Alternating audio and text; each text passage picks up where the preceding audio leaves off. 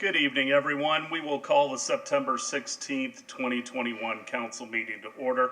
I would ask that everyone rise. Mr. Duncan Cover from the Suncoast Humanists are here this evening. Please remain standing for the Pledge of Allegiance. Yes, sir. Thank you. Mr. Mayor, Commission, thank you for inviting me to give the invocation again. It's really a privilege, and Clearwater is inspiring in the leadership in this by sharing it with all folks, the citizens that have no religious preference, without having court battles and arguments and all of that. You guys really do lead in that area. So to all of us that are present, regardless of your background, let us call forward our best selves tonight. We come here for business, to be heard. Mr. Mayor and Commission, remember the promises you made to voters and to citizens, to your neighbors and friends, that you would suspend selfish self-interest and apply your best self, your best judgment, your best wisdom, your life experience, and set aside your personal self-interest for the betterment of our beloved city and for our neighbors. To the rest of us, let us promise to be our best selves tonight, to speak our mind, yes, but in a voice to be understood and empathetic, that yours is not the only voice to be heard tonight, then it may be a voice that needs to defer to other voices. Let's bow our heads. Let us all come together, regardless of moral code or motivation, and represent in fairness and kindness that which we feel is best for all. Thank you. Thank you, Mr. Cover. I pledge allegiance to the flag of the United States of America and to the republic for which it stands, one nation, under God, indivisible, with liberty and justice for all. Well, we're glad you all could join us. I want to introduce the dais. On my far right is our interim city manager, Mr. Micah Maxwell. Good evening. Vice Mayor Hamilton. Good evening. Councilmember Albritton. Good evening. Councilmember Beckman. Good evening. Councilmember Bunker. Good evening. And our illustrious city attorney, Pam Aiken. Good evening. We have some special recognitions and awards. We're going to start out with the Employee of the Month Award for August 2021. And if I could have Frida Dixon from Parks and Rec come forward.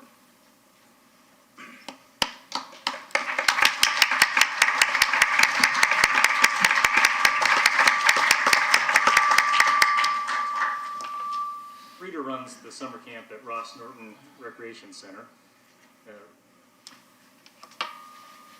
Sorry, I lost my place here. Let me start over. Frida runs the summer camp at the Ross Norton Recreation Center, and her team has been short-staffed all summer, down 2 full-time employees. And our camp has not skipped a beat. The kids are engaged and having a great summer. Staff are having a fun time, and are always engaged with all the students. Frida is stepping into groups to assist, take over, and lend a helping hand daily. Frida is covering all the breaks and still doing an amazing job running the summer camp. Frida is also staying late to make sure that she's personally walking out the kids and engaging with parents in the program to keep them informed of everything going on daily. We are so fortunate to have Frida Dixon on our team. Thank you, Frida, for what you do every day. Frida Dixon.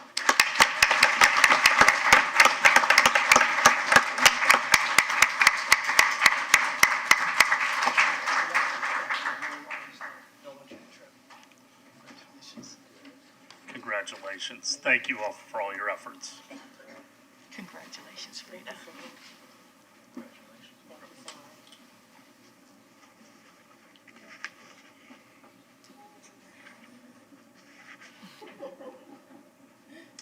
Next, we have our Parks and Recreation Volunteer of the Year Awards. If I could have Samantha Millay come forward. Each year, the city of Clearwater has hundreds of volunteers that support our recreation centers, parks, police, special events, athletics, libraries, neighborhoods, and more. Volunteers are vital to keeping Clearwater bright, beautiful, safe, and full of fun activities for all. Over the last year, volunteers, get this, have removed 9,997 pounds of trash from our parks, beaches, and public spaces. We wish there was not so much to pick up. Attended 107 volunteer events, including mangrove habitat restoration, invasive species removal, rec center events, painting projects, beach cleanups, and more. Gave 12,826 hours of time to our Parks and Recreation Department, equivalent to $366,054 of time donated to the city. Gave 3,461 hours of time to the police department. That's the equivalent of $110,752 of time donated to the city. We're so thankful for every volunteer that has helped make Clearwater a better place to live, work, and play. Each year we like to specially recognize outstanding volunteers that have gone above and beyond and have dedicated countless hours of their lives back to the community. Congratulations to the following Volunteers of the Year recipients for 2021, and I'm going to turn it over to Samantha, and she is going to read each of the awards. Perfect. Thank you, Mayor. Thank you so much, Council and Mayor, for having us here today. My name is Samantha Moulet, and I am the Volunteer Specialist with City of Clearwater Parks and Recreation Department. I am here today to present our 2021 Volunteer of the Year Awards for Parks and Recreation.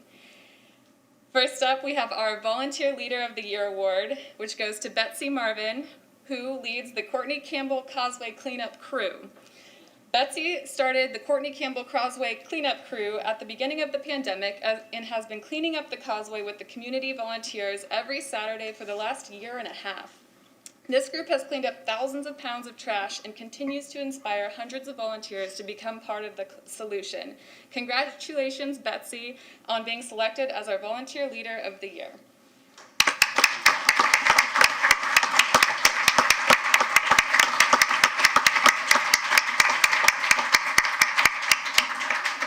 Watch the lip right here. Yeah. Congratulations. Thank you so much. Appreciate all your efforts. Thank you. Congratulations. Put the tap aside to shoot. We hope to. And we're there every Saturday at 8 if anybody wants to come.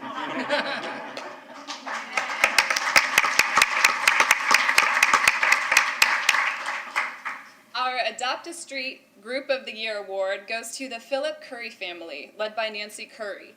The Philip Curry family was one of the first groups to adopt a space in the city of Clearwater. Nancy and her husband Philip officially adopted Palmetto Street in the year 2000, and Nancy continues to clean up Palmetto Street with her grandchildren to this day, 21 years later. Congratulations, Nancy, for being selected as our Adopt a Street Group of the Year.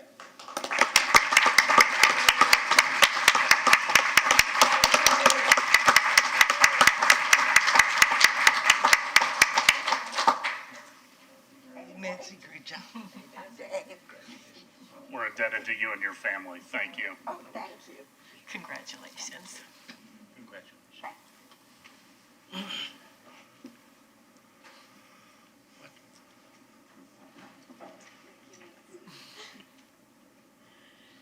Our Adopt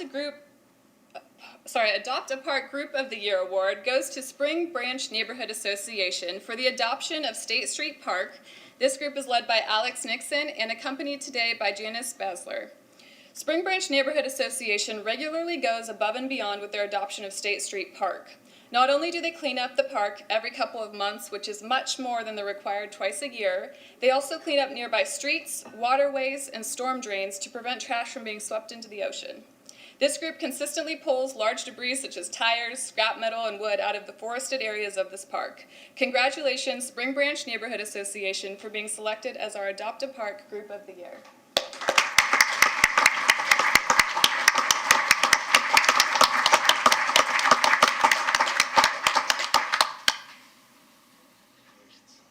Watch your step here. There's a little rise. Thank you so much. Thank you so much for all your efforts. Congratulations, Alexandra. Congratulations. Thank you. We're thrilled. Not as thrilled as we are. Nice to have recognition for volunteers. Just awesome. Thank you so much. And thank you to the city for all your support. Unfailing until now. Our Public Spaces Steward of the Year award goes to Jane Grossman. Jane has consistently volunteered as a steward of our parks, beaches, and public spaces over the last year. Her positive attitude, constant smile, and willingness to jump in wherever needed is contagious, and you will often see her out braving the rain, cold, heat, and other elements to pick up litter and help beautify Clearwater. Congratulations, Jane, for being selected as our Public Spaces Steward of the Year.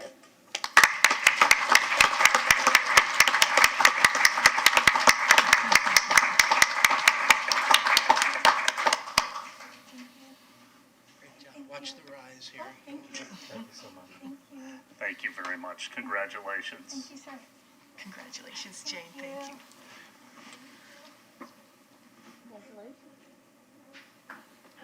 Vice Mayor Hamilton is our new safety officer, so we're going to get him a plaque.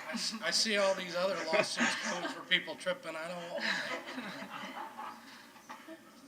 Our Corporate Volunteer Partner of the Year award goes to Sandy Feet Kayak Tours and Rentals, led by Mary Jo and Jimmy Mombaron. Mary Jo and Jimmy, with Sandy Feet Kayaks, have been organizing volunteers to clean Clearwater waterways, lakes, and coastlines since last year. Along with organizing volunteers and volunteering themselves, they also donate use of their kayaks for volunteers to use while participating in these group waterway cleanups. Sandy Feet Kayaks has supported 97 volunteers and removed a total of 1,400 pounds of trash from our waterways and surrounding shores. Congratulations to Sandy Feet Kayaks for being selected as our Corporate Volunteer Partner of the Year.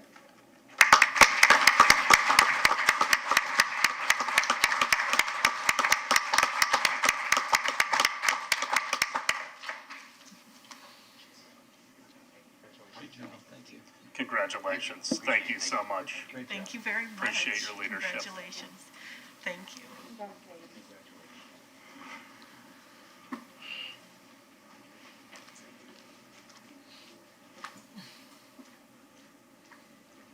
And last but not least, Moccasin Lake Nature Park Volunteer of the Year award goes to Chris Hitchingham.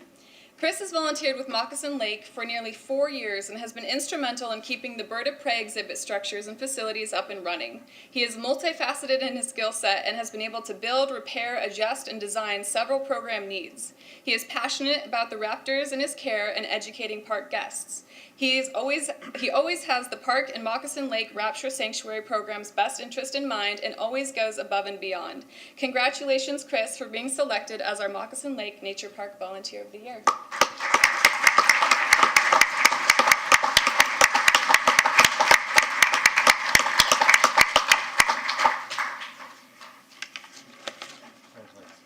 Thank you, Chris. Congratulations. Congratulations. Thanks.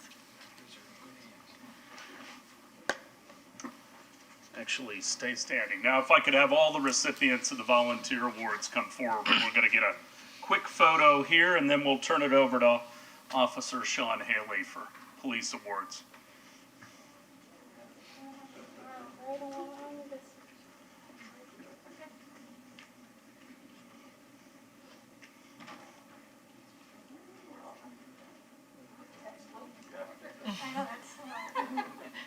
Councilmember Hamilton, you might actually be better right there. Go ahead and come forward. No, you're good. Can't see you back there, Councilmember Hamilton, if you can just come forward. You want him to get in front of his chair? In front of his chair, yes, please. Okay. In front of your chair, Georgia Front of my Tech chair, grad? I got you. Okay. Ready? 1, 2, 3. Thank you all. Good night.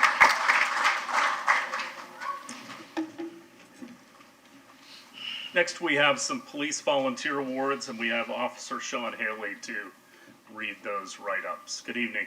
Good evening, everyone. Thank you for having me. For our Police Volunteer of the Year, we have Father Ted Costello. He's been a longtime chaplain with the police department, and he's been a leader for the last 5 years for our chaplains. He has assisted individuals and families at the police department in their time of need and helps out with various special events. Father Ted?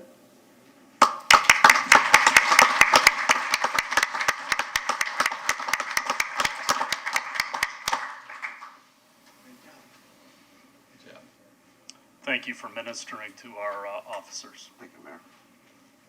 Thank you.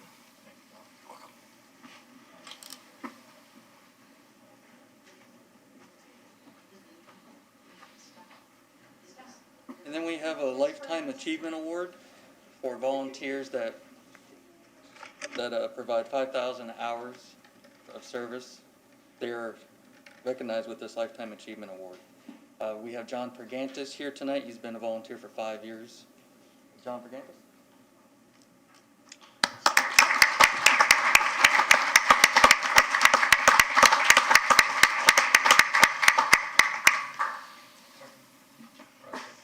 Thousand hours per year, that's amazing. Thank you. God bless you. Thank you, sir. Congratulations, good to see you again. Do you want to come up? Father Costello, yeah, we'll do another picture just like we did with the Parks and Rec recipients. Big picture. Right in the middle. Sean, why don't you come up too? Okay. You know what, Chief? We could have the chief come up too. Why don't you come up, chief? That's a great idea.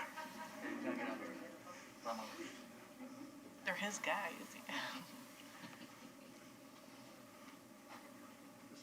Yeah, that's perfect. Okay. Ready? You're looking good. 1, 2, 3. Awesome. Thank you. Perfect. Thank you all and congratulations to everybody.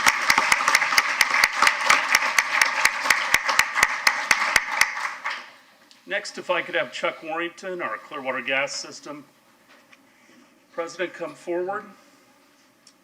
Whereas natural gas is a reliable, economical, and domestic energy source, and whereas the City of Clearwater has owned and operated the Clearwater Gas System since 1923, and whereas the Clearwater Gas System and its dedicated employees provide dependable gas energy sales and service to the citizens of Clearwater and surrounding communities, including 20 municipalities within Pinellas and Pasco County and a portion of Hillsborough County.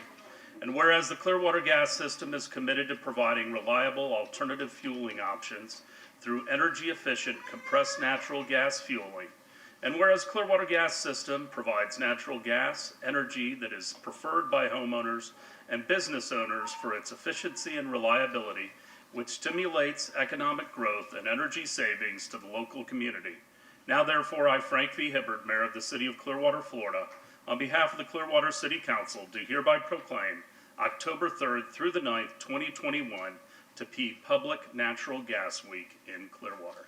Mr. Warrington. Thank you very much, and I'd just like to invite the public to come by our offices at 777 Maple Street during that week, and or any time really, and pick up a natural gas calendar for 2022. So they'll be available. Good.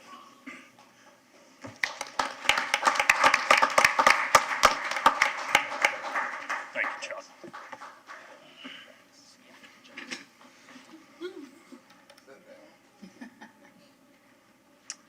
Next, I'd like to call forward Donna Dennis. She is the chair of the library board, and she is going to give us our annual report on the state of the library. Good evening. Good evening. It's my honor and privilege to speak to Clearwater's leaders about the Clearwater Library System. I'm very proud to serve as chair of the Library Advisory Board. And as with every other city department, the pandemic has resulted in great challenges to public services. Our libraries have shown exceptional creativity and innovation in the last year and a half as they rose to meet these very strange times. After the shutting down of American society, our libraries reopened in May of 2020. As the key word during the pandemic has been pivot, library staff members learned new skills and developed new strategies to offer virtual programs to the public. Either curbside or drive-through pickup of materials were implemented at each library. Safety protocols were certainly in place. There were the plexiglass shields, and as people started to re-enter, they kept their distance, wore their masks, and of course, there were enhanced cleaning procedures throughout the system. Also, throughout the pandemic, staff members continued to safely assist our public with computer help since there are so many without personal computer access. Now, some of the innovative programs that have been developed include the Take and Make program. In this program, all the materials needed for a particular craft project are in one paper bag, along with directions or an instructional video. This was very well received by parents and kids alike. There's also the Memvelope project, and this is through the Heritage Studios. Various formats such as photos, CDs, films, slides, videotapes, etc., anything that can fit in a large envelope is digitized to a flash drive. The envelopes can be dropped off at any library branch, and then the staff digitizes materials at the main library, and the items are returned to the Clearwater Library location for pickup. And any resident may use this free service once a month. Now, the major change coming to the libraries this year on October 1st is the new Clearwater Library System as a member of the county-wide library cooperative becoming an overdue fine-free library. This program actually saves money by eliminating staff time handling, managing, and processing funds. In addition, national research has demonstrated an increase in patron usage by eliminating the barrier of access, and overdue materials are often returned because there's no financial stress. So the Library Advisory Board did approve this program earlier this year. Now, lost and damaged materials will still result in charges. Another major program this summer was the backpack giveaway. Over 5 days, over 1,500 backpacks filled with school supplies and books were handed out to students. And all of this was generously funded by the Library Foundation. Down the road, the Friends of the Library will be holding their annual book sale, although the store in the main library does remain closed due to the Delta variant. Also, the partnership with St. Pete College continues to go very smoothly and is providing library access to both the St. Pete College students and to our public. The North Greenwood Library hosted its annual Night at the Library program during Black History Month. Now, because of COVID, it was done virtually this year, but many participants tuned in to hear outstanding community leaders. Finally, the Countryside Library once again partnered with the Countryside Rec Center's summer campers with a summer-long reading program. So in closing, you have much to be proud of in the work of the Clearwater libraries. Despite the many challenges presented by the pandemic, it's been a tremendously successful year. Thank you for your attention. Ms. Dennis, thank you very much for the report and all your volunteer work that you do. My pleasure. I also want to recognize our library director, Jennifer Obermeyer, and all the work her and her staff do. We are very blessed. Thank you both.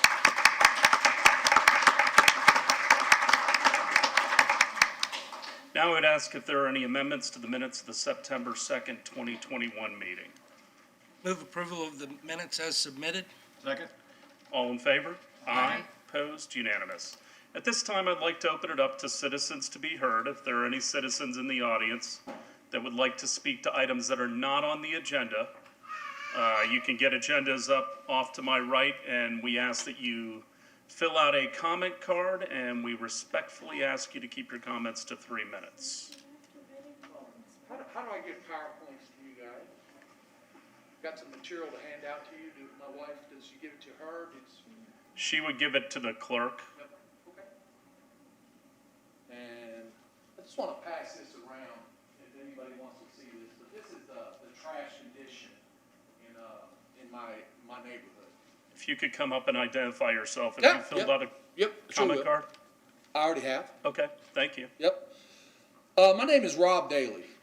The D stands for Daily Express and Enterprises. I just moved here, and I'm trying to start a business here. I'm the guy you want to bring to Florida. I just moved from Kentucky. I've spent $600,000 in your town in a month. You won't pick up my trash. So, I have 3 minutes, so I put it in a PowerPoint. Read it at your leisure. but you're responsible for city services. You're failing miserably. I called Miss Beckman. She gave me advice. I called the city. I'm not going to go over everything, okay? I am sorry that Miss Samantha Mulvane has already done the work that she has, because God, I could use you at Clearwater dump number 2. Pick up my trash. And also the trash that's being dumped there. The contractors are dumping there now. I got pictures of it. Oh, my background. I was trained by Toyota.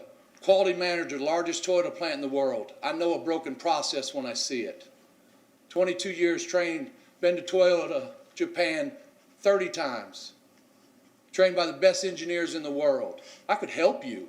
I would volunteer, because I do those type of things. But I have people walk into my yard, and I've already called your city acting manager, who was supposed to call me back, never did this week. Did last time. Sir, can you Yes. address me?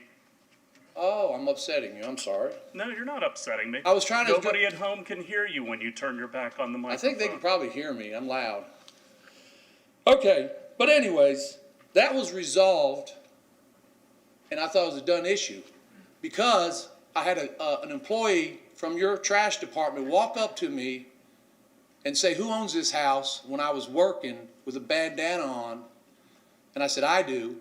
My African-American cousin was pulling the shrubs to the curb, and he said, "He's a contractor. We will never pick up trash from here." That was all handled, addressed.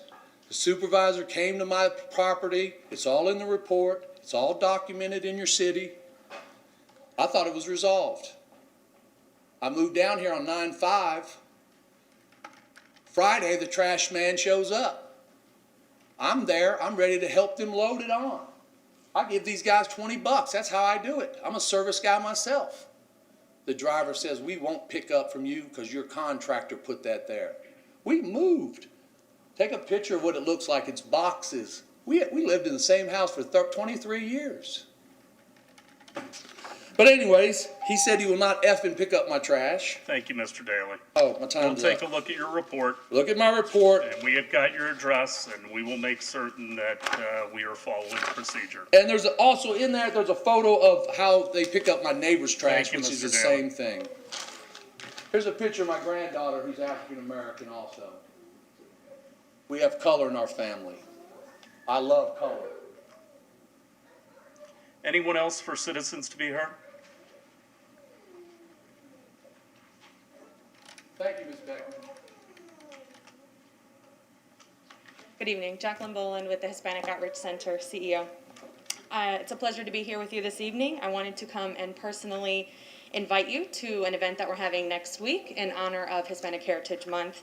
At Station Square, we will be having the Hispanic Heritage Month celebration and open house to kick off Hispanic Heritage Month, which started yesterday, September 15th. And we'll be having Mayor Hibbert read the proclamation, music, dance, and jewelry available on display and for purchase from Hispanic women who've learned these skills at programming at the Hispanic Outreach Center.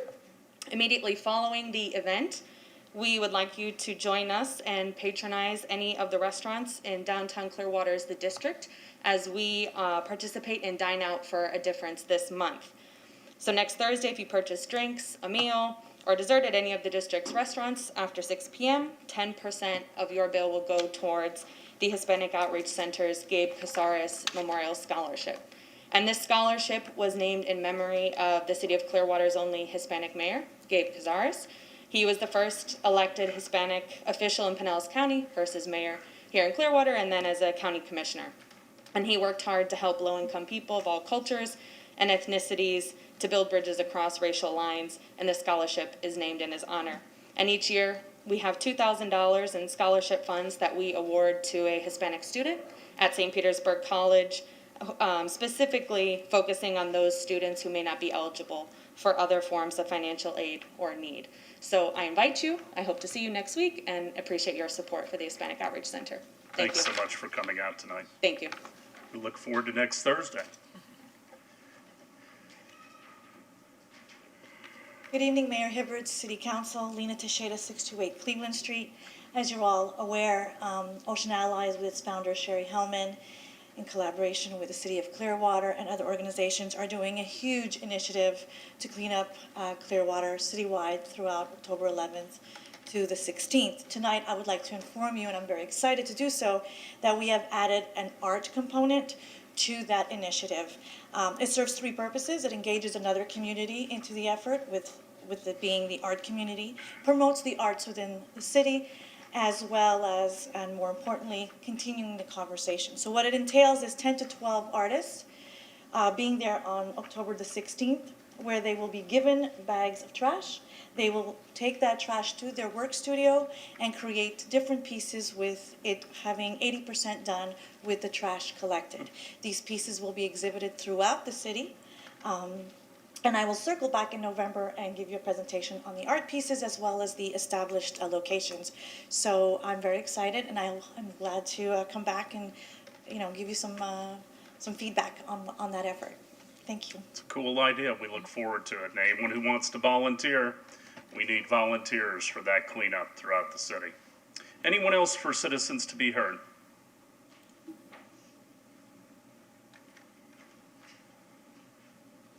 Good evening, Mr. Mayor, council members. My name is Patrick Raftery. I'm a 42-year resident of the city of Clearwater and reside in the countryside area. I want to bring an item to your attention for possible activity by the council and the city in the future. On September 2nd of this year, a consulting firm, Novak Consulting, presented to the Pinellas County Commissioners a report on converting to electric vehicles for the entire county. There are some elements of that study that I think are possibly relevant to Clearwater and may be considered by Clearwater as we move forward. For example, they totaled 1,962 vehicles for the county of Pinellas. They were focused on 655 light vehicles because those are the first candidates that they would propose be converted to electric vehicles.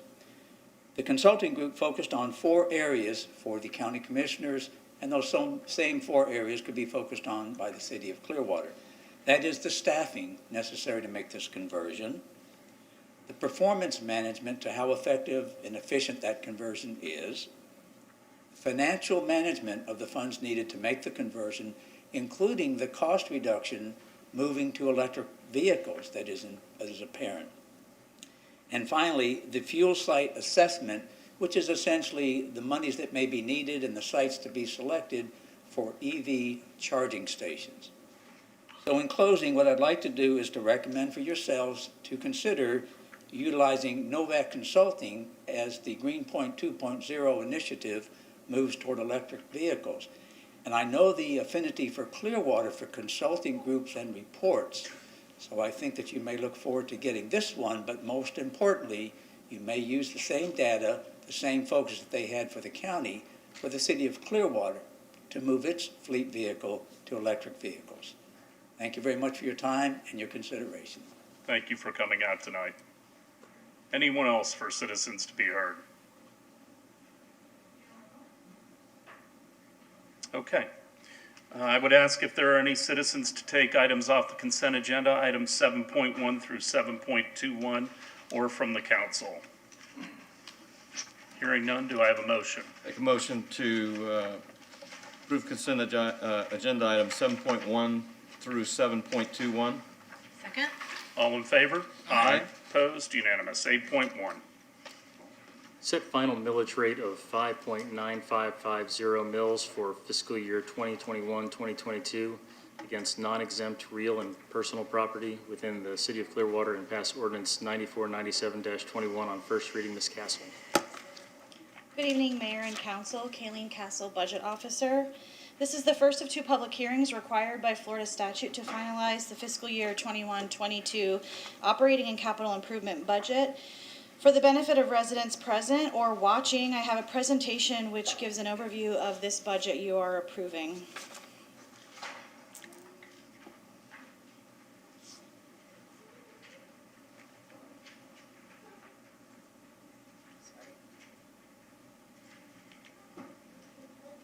What's happening?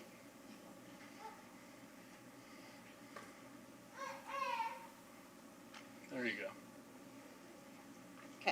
Sorry about that. The 2021-22 proposed budget for all city operating funds, special revenue funds, and capital improvement funds is $615,028,695. This reflects a 6% increase from the 2020-21 amended total city budget. This slide is a breakdown of that $615 million total by fund type. For fiscal year 22, the general fund budget is $164.8 million. This is a 7% increase from the current year's amended budget. This year's budget includes the increases estimated for minimum wage adjustments, contingency funding for new union agreements, a full year of Crest Lake Park operations, and increased funding for various capital projects. The utility funds, which includes the budgets for water and sewer, stormwater, gas, and solid waste and recycling operations, is estimated at $211.5 million. This is an 11% increase from the current year, primarily due to increased funding for capital projects in all funds, and a one-time increase in the stormwater fund for a scheduled payoff of a bond. The enterprise, let me go back. Well, the enterprise funds total is $13.8 million, which includes the budget for the operations of the Beach Marina, Clearwater Air Park, the Clearwater Harbor Marina, and parking operations.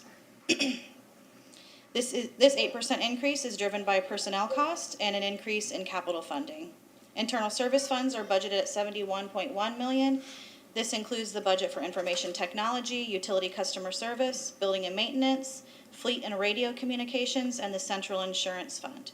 This 10% increase is primarily in the central insurance fund due to changes in how we are budgeting for insurance expenses in the upcoming year. Special revenue funds include the Special Development Fund, which accounts for restricted revenue sources that are allocated to capital projects, the Special Program Fund, which is used to account for both revenues and expenditures related to grants and special activities, and other housing assistance funds. The special revenue funds are budgeted at $19.2 million, 24% less than the prior year due to decreased penny funding and capital projects planned for next year. And the capital improvement funds total of $134.6 million is a 1% increase. This chart represents the change in property values over the last 11 years. Your charts aren't changing on the screen. Okay. Just for those at home, I'd like them to be. This is the right one. I advanced it too soon. All right. Our 2021 certified values received from Pinellas County reflect an increase in taxable property values of approximately 5% from $12.7 billion in 2020 to $13.3 billion.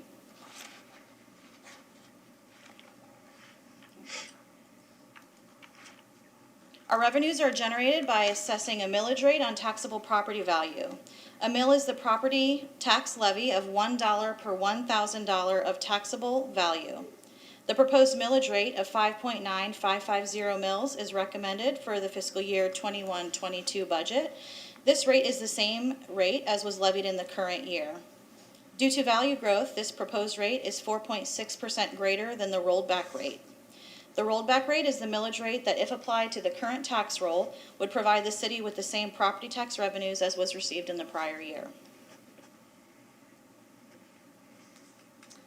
Using this proposed millage rate, property tax revenues are projected to be $76.2 million in fiscal year 22. This represents an increase of $4.3 million or 6% over fiscal year 21. Of that $76.2 million projected, approximately $72.6 million will support general fund operations, and $3.6 million represents the road millage used for maintenance of city streets. In this proposed budget, ad valorem tax revenues are budgeted at approximately $72.6 million, which we just discussed. This is a 6% increase from the current budget. This revenue source accounts for approximately 44% of total general fund revenue. Intergovernmental revenues are 15% of total. This accounts for revenues shared by the state, the local portion of sales tax, as well as shared revenue from the county, which includes fire and EMS taxes, and the library co-op revenue. Utility taxes account for approximately 10% of general fund revenues. Franchise fees and other taxes, which include communication services tax and local business taxes, represent 10% of total. Charges for service account for 9.5%. transfers from other funds is 7%, and all other revenue sources are about 4.5% of total general fund revenues.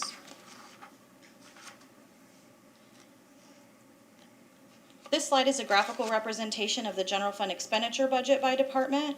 The budget for public safety is approximately 49.5% of the total general fund budget, with the police department representing 30.5% and the fire department representing 19% of that total.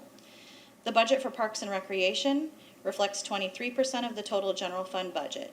In addition to the operations of our various parks, recreation centers, and sports fields, this includes the cost of citywide grounds and landscape maintenance, urban forestry, streets and sidewalk maintenance, and the operations of the Pier 60 and the Sailing Center. All other departments represented on this slide represent approximately the same or just a slight decrease in comparison to the prior year, and that's just because of kind of the move of other departments growing. This chart represents the total general fund budget by category. Personnel costs continue to be our largest expense at 63% of total. This is down from 65% of total in the current year due to growth in other categories. Operating expenditures represent the next largest category at approximately 15.5% of total.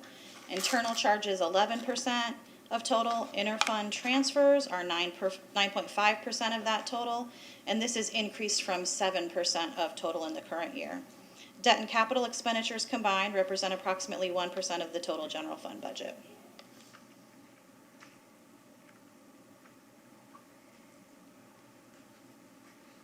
A total of 1,847 full-time equivalent positions are proposed across all funds for fiscal year 22. This is an increase of 7 from the 2021 amended budget. This increase of 7 is all in the general fund. The proposed budget includes the addition of 1 housing specialist in economic development and housing. In the Parks and Recreation Department, 2 park service technicians are added to the beach team. And in planning and development, we've added 1 documents and records specialist, 1 code compliance supervisor, 1 code compliance inspector, and 1 customer service representative. In this graph, the sand-colored portion represents general fund FTEs, which are budgeted at 1,111.7 positions for fiscal year 22, and the green portion represents all other funds, which are budgeted at 735.3 FTEs for fiscal year 22. This slide represents the categorical breakdown of the capital improvement fund budget for fiscal year 22. Funding for projects for utilities, including stormwater, water and sewer, gas, and solid waste and recycling, is proposed at $100.9 million. This continues to be our largest expense at approximately 75% of total capital funding.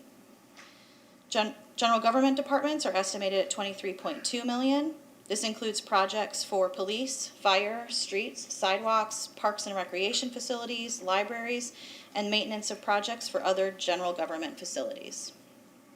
Projects in support of internal service operations are budgeted at $8.4 million. This supports fleet, radio communications, general services, information technology, and utility customer service. And the capital budget for small enterprise funds is proposed at $2.1 million for fiscal year 22. This provides funding for capital repair and maintenance of the air park, both marinas, and parking facilities. Circling back to property values and millage rates, I just want to take a moment to show how this millage rate that you are approving affects residents in Clearwater with an example of city taxes on homestead property. As a reminder, the taxable value is the value after all exemptions are applied. With homestead exemption, the Save Our Homes cap limits the increase in assessed value to the lesser of CPI or 3%. The Save Our Homes cap for this year is 1.4%. With this cap, the assessed values of homesteaded properties cannot increase above 1.4%. On a home with a 2020 taxable value of $100,000, the value growth for tax purposes would be an increase of $1,400 for a new taxable value of $101,400. In this example, city taxes would increase by $8.34. Trim notices were mailed to residents in August. These notices show an estimate of total property taxes for the year based on all agencies' proposed millage rates. This slide represents the breakdown of that total bill for Clearwater residents.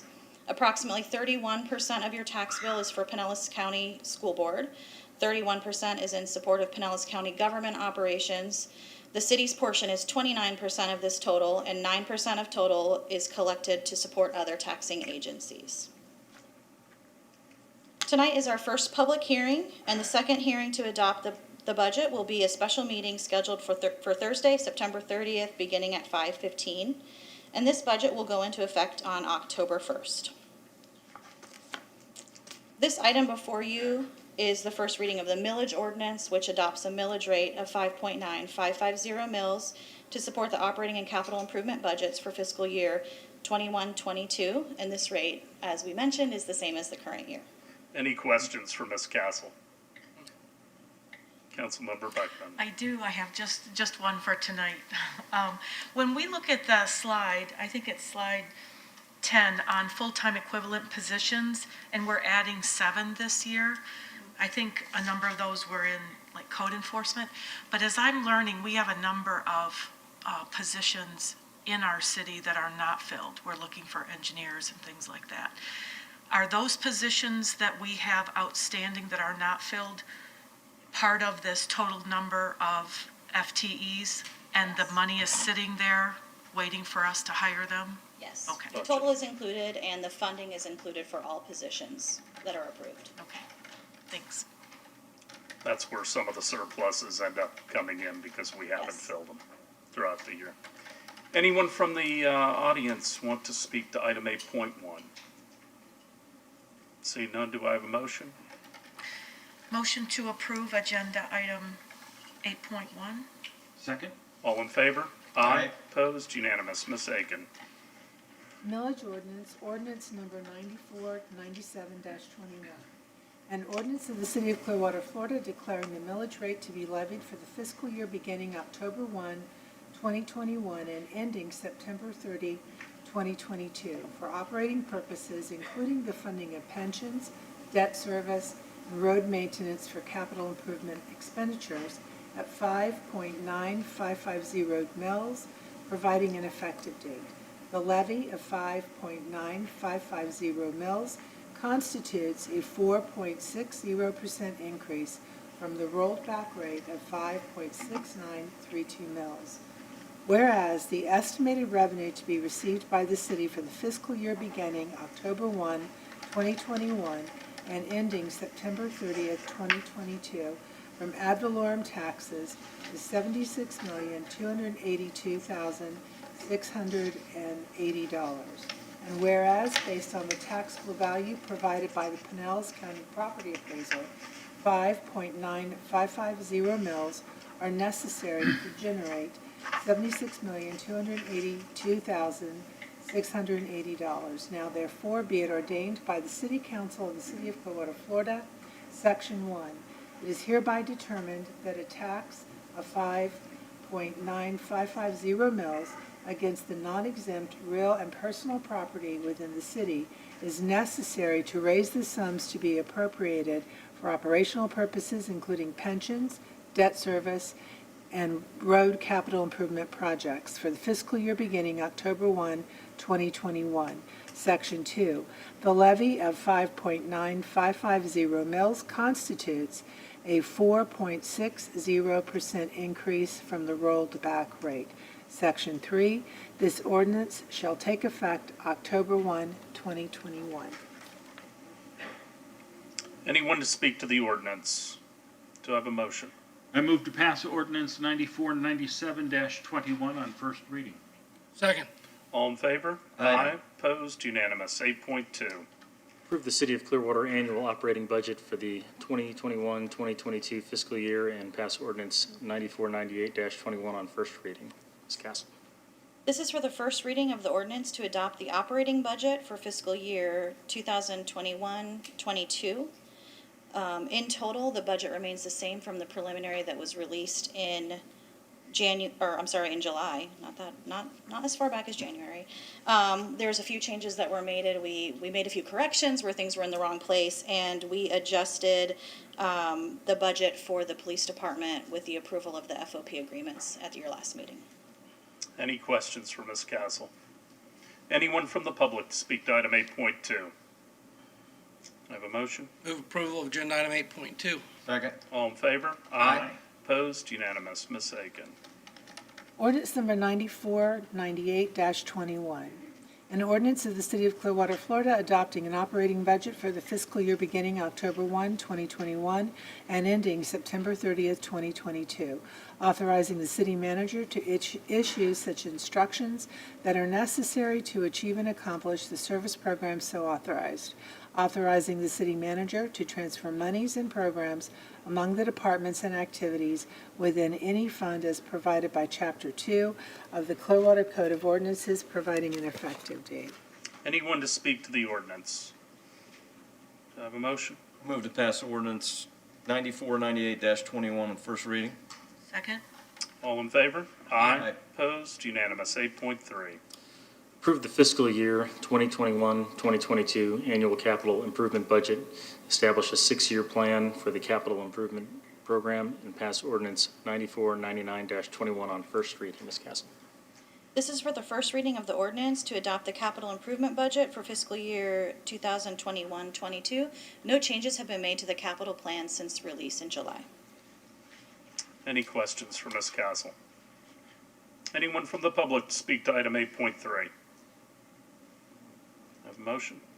Motion to approve agenda item 8.3. Second. All in favor? Aye. Opposed? Unanimous. Ms. Aiken. Capital Improvement Ordinance, ordinance number 9499-21.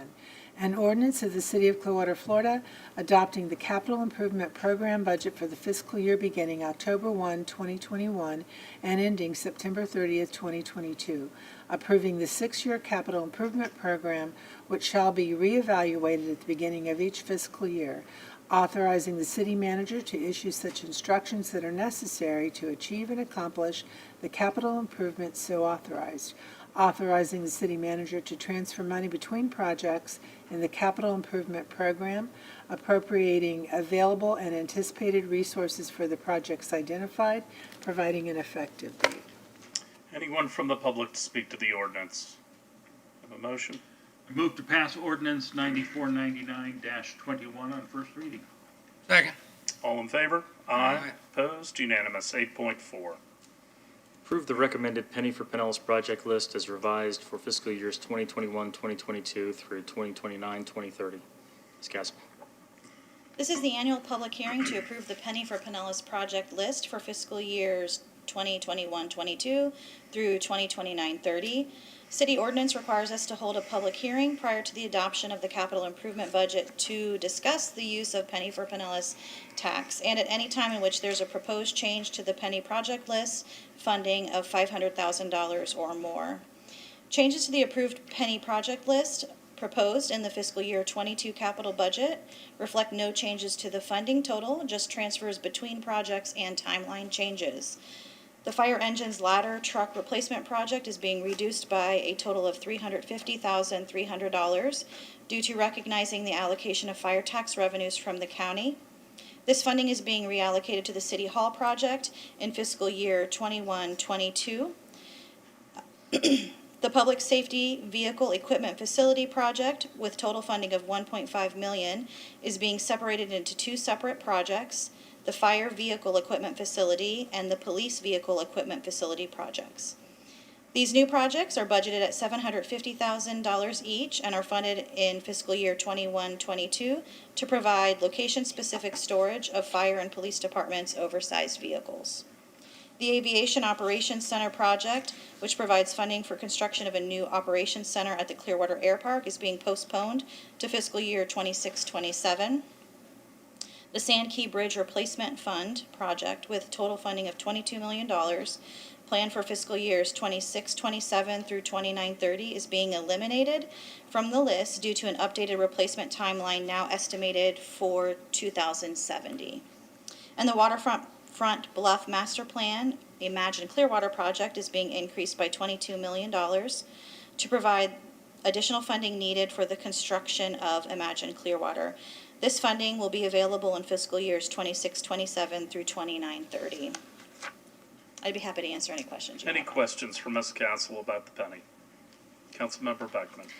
I just wanted to clarify a little bit, understanding that the 22 million that was taken from the Sand Key Bridge Fund, and I understand because we reevaluated the need to rehab it, but when it goes into the Imagine Clearwater Fund for these years 26, 27 through 29, 30, is that for expenses that we are incurring like now and then we're paying them? It's not for future expenses, right? It's to make payments beginning that year?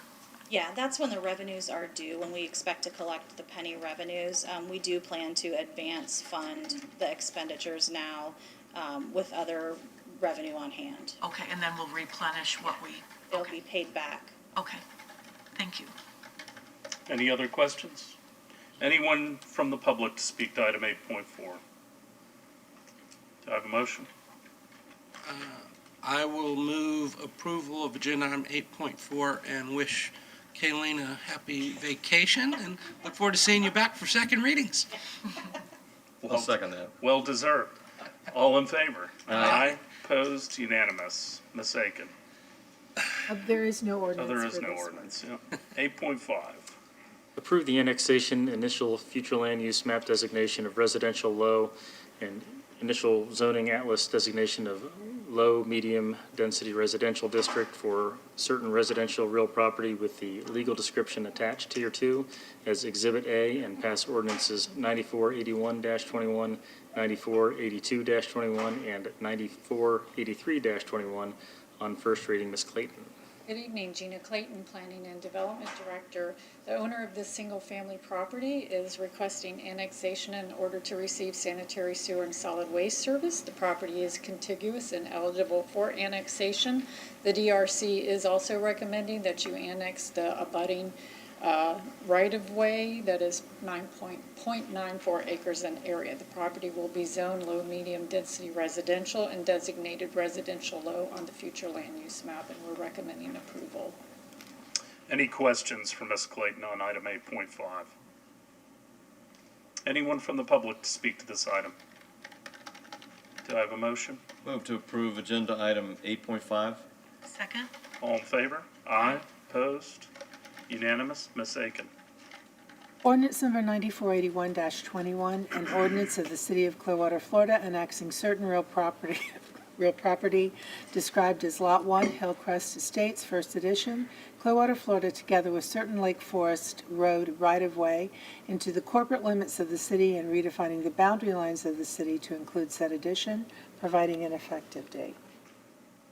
Anyone to speak to this ordinance? Motion? Motion to pass ordinance 9481-21 on first reading. Second? All in favor? Aye. Opposed? Unanimous. Yes, ma'am. On 9482-21, an ordinance of the City of Clearwater, Florida, amending the future land use element of the comprehensive plan of the city to designate the land use for certain real property described as Lot 1, Hillcrest Estates, First Edition, Clearwater, Florida, upon annexation into the City of Clearwater as residential low RL, providing an effective date. Anyone to speak to this ordinance? Motion? I move to pass ordinance 9482-21 on first reading. Second. All in favor? Aye. Opposed? Unanimous. Ms. Aiken?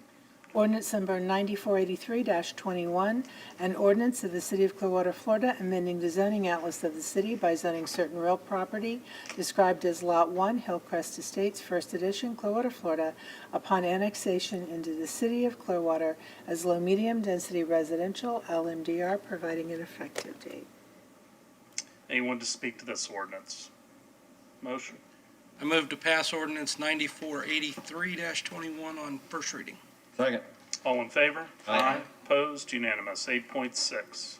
Approve the annexation initial future land use map designations of US 19 Regional Center and Water, and initial zoning atlas designations of US 19 and Preservation Districts for two unaddressed parcels located between 2975 Gulf to Bay Boulevard and Old Tampa Bay, and pass ordinances 9490-21, 9491-21, and 9492-21 on first reading. Ms. Clayton. This is another voluntary annexation request that involves two parcels that are almost 2.5 acres in area. About 2 acres of that land is actually submerged. The owner is requesting annexation in order to consolidate all their property into the city jurisdiction, and they are planning to development with, I believe, an apartment complex. The property is proposed to be designated, as Mr. Maxwell said, US 19 Regional Center and Water, and zoned US 19 and Preservation. It is contiguous to city boundaries, and we do not anticipate any adverse impacts on city services. We recommend approval. Any questions for Ms. Clayton? Anyone from the public to speak to item 8.6? See none, do I have a motion? I move to approve agenda item 8.6. Second? All in favor? Aye. Opposed? Unanimous. Ms. Aiken. Ordinance number 9490-21. An ordinance of the City of Clearwater, Florida, annexing certain unaddressed real property located approximately 835 feet south of Gulf to Bay Boulevard between 2975 Gulf to Bay Boulevard and Old Tampa Bay in Clearwater, Florida, 33759, into the corporate limits of the city and redefining the boundary lines of the city to include said addition, providing an effective date. Anyone to speak to this ordinance? Have a motion? Motion to pass ordinance 9490-21 on first reading. Second. All in favor? Aye. Opposed? Unanimous. Ms. Aiken. Ordinance number 9491-21, an ordinance of the City of Clearwater, Florida, amending the future land use element of the comprehensive plan of the city to designate the land use for certain unaddressed real property located approximately 835 feet south of Gulf to Bay Boulevard between 2975 Gulf to Bay Boulevard and Old Tampa Bay in Clearwater, Florida, 33759, upon annexation into the City of Clearwater as US 19 Regional Center, US 19 RC, and Water, providing an effective date. Anyone to speak to this ordinance? Motion? I move to pass ordinance 9491-21 on first reading. Second. All in favor? Aye. Opposed? Unanimous. Ms. Aiken. Ordinance number 9492-21, an ordinance of the City of Clearwater, Florida, amending the zoning atlas of the city by zoning certain unaddressed real property located approximately 835 feet south of Gulf to Bay Boulevard between 2975 Gulf to Bay Boulevard and Old Tampa Bay in Clearwater, Florida, 33759, upon annexation into the City of Clearwater as US 19, and Preservation P, providing an effective date. Anyone to speak to this ordinance? Motion? I move to pass ordinance 9492-21 on first reading. Second. All in favor? Aye. Opposed? Unanimous. 8.7. Approve the annexation initial future land use map designation of residential low and initial zoning atlas designation of low medium density residential district for 1729 Brentwood Drive, and pass ordinances 9493-21, 9494-21, and 9495-21 on first reading. Ms. Clayton. This is another single-family property that is requesting voluntary annexation. They like to receive sanitary sewer and solid waste service. They are contiguous to city boundaries and are eligible, and the property will be designated residential low on the future land use map and zoned LMDR, and we are recommending approval. Any questions for Ms. Clayton? Anyone from the public to speak to item 8.7? Have a motion? I move to approve agenda item 8.7. Second? All in favor? Aye. Opposed? Unanimous. Ms. Aiken. Ordinance number 9493-21, an ordinance of the City of Clearwater, Florida, annexing certain real property located on the south side of Brentwood Drive, approximately 340 feet west of Woodcrest Avenue, whose post office address is 1729 Brentwood Drive, Clearwater, Florida, 33756, into the corporate limits of the city and redefining the boundary lines of the city to include said addition, providing an effective date. Anyone from the audience to speak to this ordinance? Motion? Motion to approve ordinance 9493-21 on first reading. Second.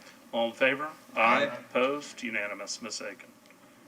Ordinance number 9494-21, an ordinance of the City of Clearwater, Florida, amending the future land use element of the comprehensive plan of the city to designate the land use for certain real property located on the south side of Brentwood Drive, approximately 340 feet west of Woodcrest Avenue, whose post office address is 1729 Brentwood Drive, Clearwater, Florida 33756, upon annexation into the City of Clearwater as residential low, RL, providing an effective date.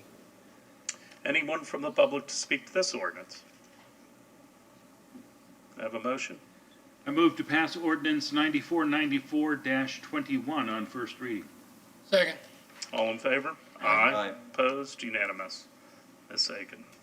Ordinance number 9495-21, an ordinance of the City of Clearwater, Florida, amending the zoning atlas of the city by zoning certain real property located on the south side of Brentwood Drive, approximately 340 feet west of Woodcrest Avenue, whose post office address is 1729 Brentwood Drive, Clearwater, Florida 33756, upon annexation into the City of Clearwater as low-medium density residential, LMDR, providing an effective date. Anyone from the audience to speak to this ordinance? I move to pass ordinance 9495-21 on first reading. Second. All in favor? Aye. Opposed? Unanimous. We're really not trying to put you to sleep. I just, want you to know that. We're not lulling you into a false sense of security. 8.8. Approve amendments to the Community Development Code revising Section 3-909 outdoor cafes located within public rights-of-way, and Appendix A, Schedule of Fees, Rate, and Charges, and pass ordinance 9487-21 on first reading. Ms. Clayton. Planning is not boring, so we have the outdoor cafe ordinance for you. Now that we're not operating under the state COVID emergency provisions, council has decided to continue the closure of Cleveland Street, so we need to make some amendments to the code to make that legal. So we're amending the provisions that actually regulate outdoor cafes in the public right-of-way in the tourist and downtown zoning districts.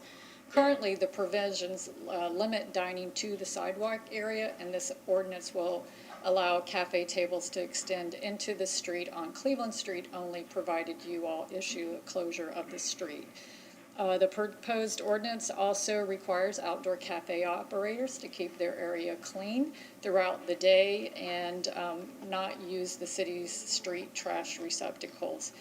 The ordinance also clarifies that outdoor cafe permits are issued to those with a BTR for the business they serve.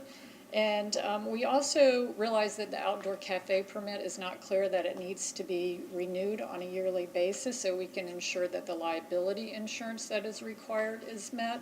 So we made that clear in the code, and we're instituting a renewal fee that's half of the regular permit fee, so that's $25. And I failed to point out at the work session that we're also having those permits expire every year. September 30th, that coincides when BTRs have to be renewed.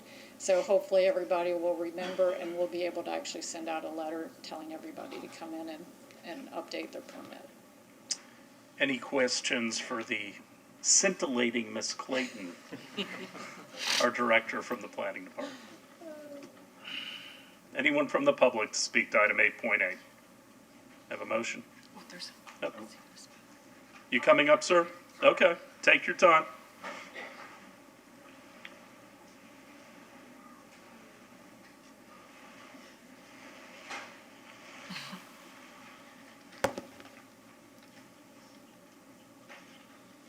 Thank you, Mr. Mayor and members of council, for allowing me to speak today.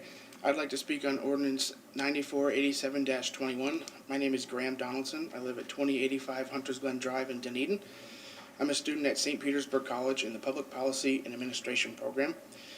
I am in the Policy Leadership course, and we were assigned to conduct a case study on a first read agenda item of our choosing. Research the topic, come in and speak at a council meeting on that topic. Now that we're no longer in a state of emergency, it is important to amend this ordinance and allow these businesses to continue their outdoor dining operations permanently after it has shown success. It has brought more foot traffic to the downtown and beach area, and I believe it will continue to succeed when the Imagine Clearwater project is completed. I had the opportunity to speak to Gina Clayton, and she stated that this will help the revitalization of the downtown area, and continue to bring success to the area and make a vibrant and inviting place for all residents. It is important that every business that wants to continue the outdoor dining acquire a proper permit to do so.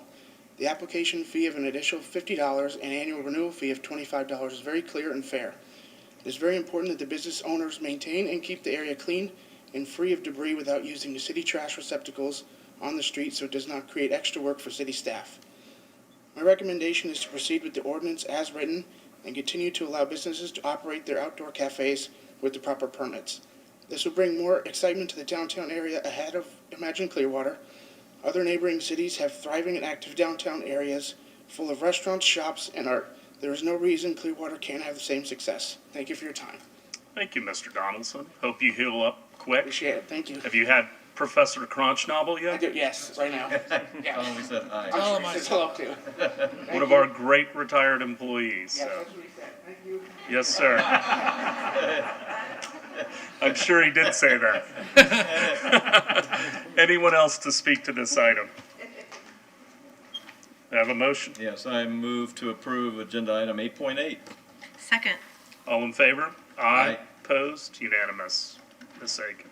Ordinance number 9487-21, an ordinance of the City of Clearwater making amendments to the Community Development Code by amending Section 3-909B outdoor cafes located in the public rights-of-way by clarifying who may obtain outdoor cafe permits and that such permits expire on a yearly basis and require renewal, by amending subsection 3-909C location and design requirements by allowing outdoor cafes to be located in adjacent streets if closed to vehicular traffic and authorized by the city, by amending subsection 3-909D operational requirements to require outdoor cafe operators to be responsible for maintaining outdoor cafe areas in a neat and orderly appearance and free and clear from debris, by amending Appendix A, Schedule of Fees, Rates, and Charges,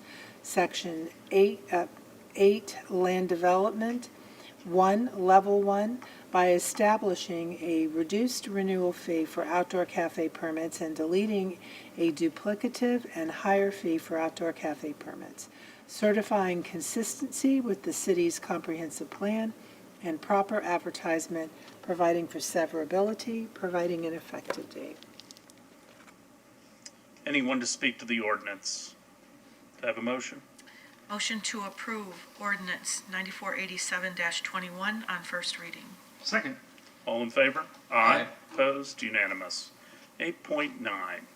Amend Clearwater Community Development Code, Article 3, Development Standards, Section 3-204, which relates to accessory uses and structures standards, to add Section I, which will allow for the keeping of chickens as an accessory use in certain residential zoning districts and provide standards for associated accessory structures, and pass ordinance 9488-21 on first reading. Mr. Middich.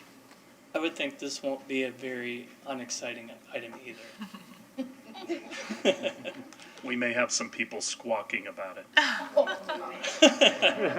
Hopefully they're not clucking too loud. My name is Attorney Matthew Minnich. I am representing the City of Clearwater. So due to certain public interest, the council had asked legal to go ahead and put together an ordinance allowing for the keeping of chickens within the city limits.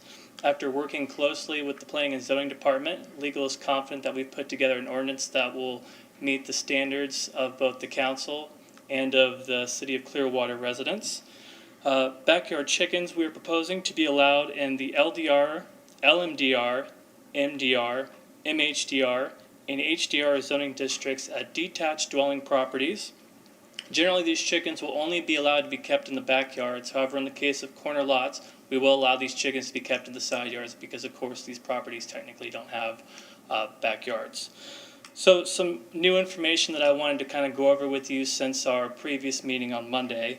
As we are aware, we are currently in the ordinance not asking for permits for the chickens, but based on our discussions, we did reach out, me and staff, Gina Clayton and Mr. Ken Pieslak, we reached out to several municipalities in the area to see if they were requiring chicken permits. The cities I spoke with included Gulfport, Largo, Dunedin, and St. Petersburg, and none of those cities currently require permits. However, there was a county to the north of us that was requiring permits, and I believe Tarpon Springs, correct me if I'm wrong, Ken, they were requiring permits for the structures, the coops, to go ahead and be built. As far as the amount of chickens that will be allowed to be kept, 4 chickens per property is what we're proposing. Residents will be required to have both a coop and a run in connection with that.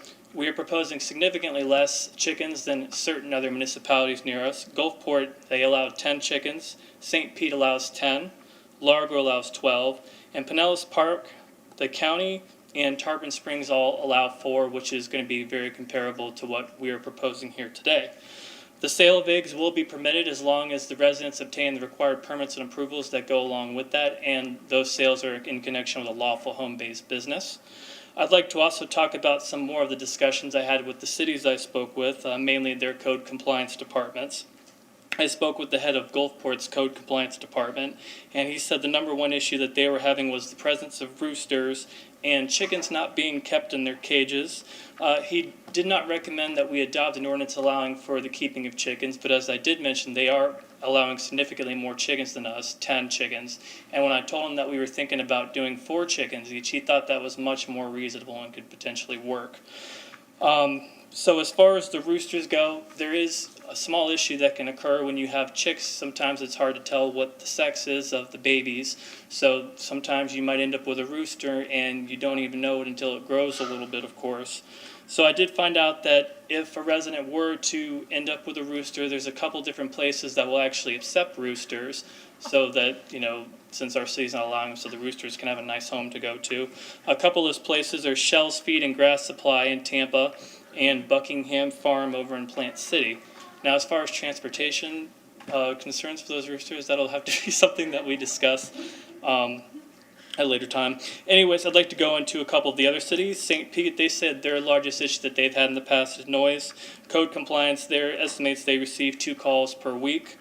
Largo said that the presence of roosters and the chickens loose is their largest concern. However, they don't have very many complaints and all. It's not an issue they see pop up very often.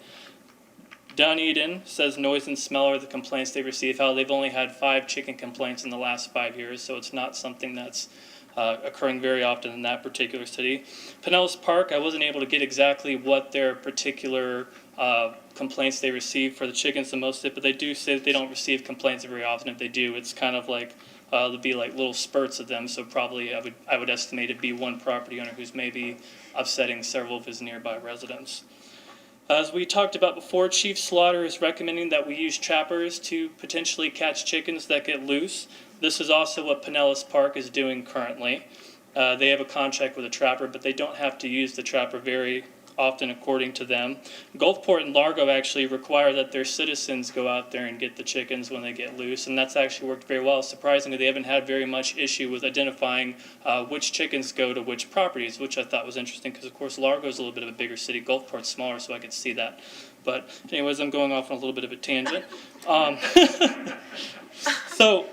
And then as far as noise concern, police indicated that they would help us with that, and code compliance would help with smell issues, and of course structural issues with the coops and run. And with that, I'd be happy to answer any question. Of course, I have code compliance manager Ken Pieslak and of course Ms. Clayton, Director of Planning and Development, here to assist as well.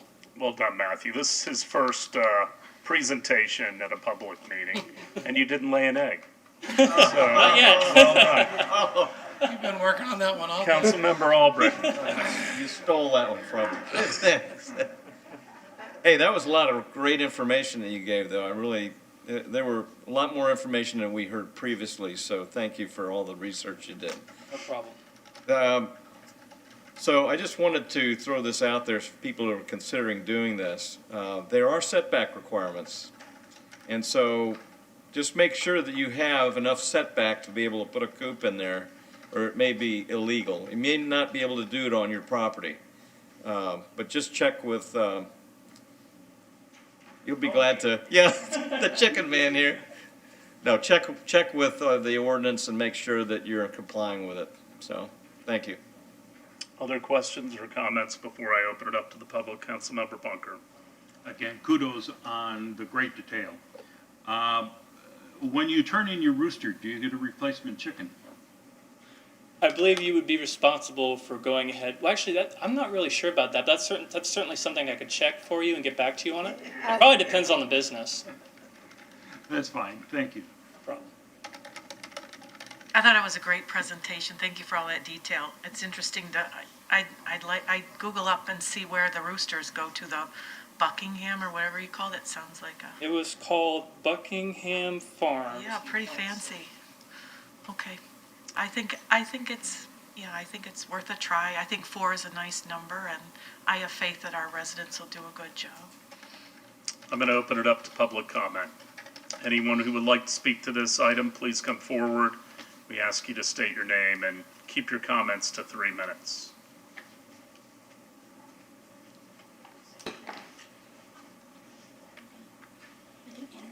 Good evening. Hi. Hi. Hi. We can hear you. Your name? Oh, okay. My name is Melina Gorovesi. I'm 16 years old. I think that we should have the chickens in Clearwater, and I think I approve it. That's it. That's it. Well, thank you for coming out tonight.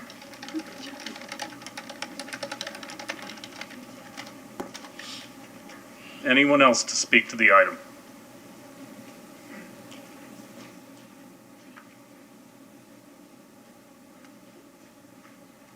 Just a warning, I am getting ready to lay an egg any day now.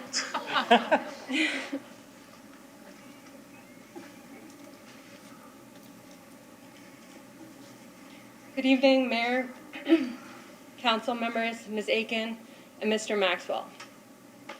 My name is Jamie Kermis. I reside at 616 Lake Forest Road, and I'm a student in the Public Policy and Administration program under the direction of Jeff Cronschnabel at SPC.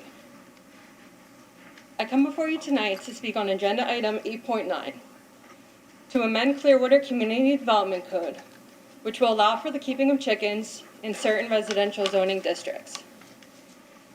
I want to thank Assistant City Attorney Matthew Middich for alleviating my concerns as I move forward with my analysis of the ordinance. We have seen interest in the passing of such an ordinance, and those in support have not kept themselves cooped up on the matter. I must agree with Councilmember Hamilton's statement on Monday. I feel as though the support we have encountered is perhaps only a loud minority. Raising hens is certainly a good sustainability practice. The poultry industry contributes a great deal to carbon emissions and usage of our clean water supply. Any effort to reduce their impact is positive. My concerns become raised wondering about the lack of required permits. This may yield implications, such as the need for more resources for enforcement. In the case of Deltona, Florida, such building permits are required only if the coop exceeds 100 square feet. Also, the coops are restricted to exceeding a total of 200 square feet. As we only have minimum requirements, coops may be constructed as large as a homeowner likes, as long as they do not exceed 25% of the cumulative floor area of the property as outlined in Section 3-201 of our city's Community Development Code. It would be a good idea to propose something similar incorporated in our requirements, which correlates with our minimum coop sizes, limiting the volume of permits. This will allow for better regulation of the setback requirements, especially for larger coops and runs. After speaking to someone especially enthusiastic and active with the raising of hens, it was made evident that some will push the limits of such a privilege. I hate to put all my eggs in the baskets of those who will act responsibly and respectfully. Unfortunately, I am not hopeful that the positives will outweigh all the negatives of this allowance in such a dense community such as ours. I am not in favor of passing this ordinance without the assurance that permits will be included at some time in the near future, or better yet, not passed today and the ordinance redrafted. Want to raise chickens? Let's just wing it. Let's not wing it. Thank you. Thank you. Anyone else to speak to this ordinance?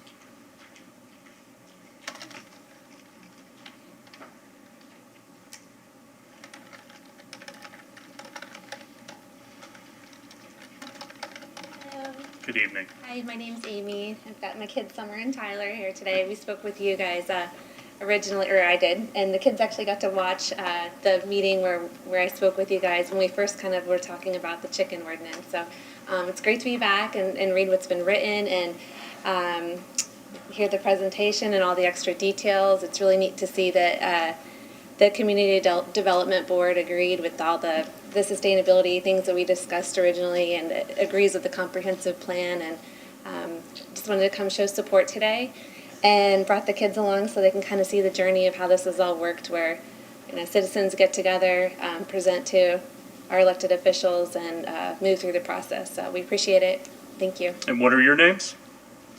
I'm Tyler. I'm Summer. Nice to have you with us tonight. Thanks for coming out. Thank you.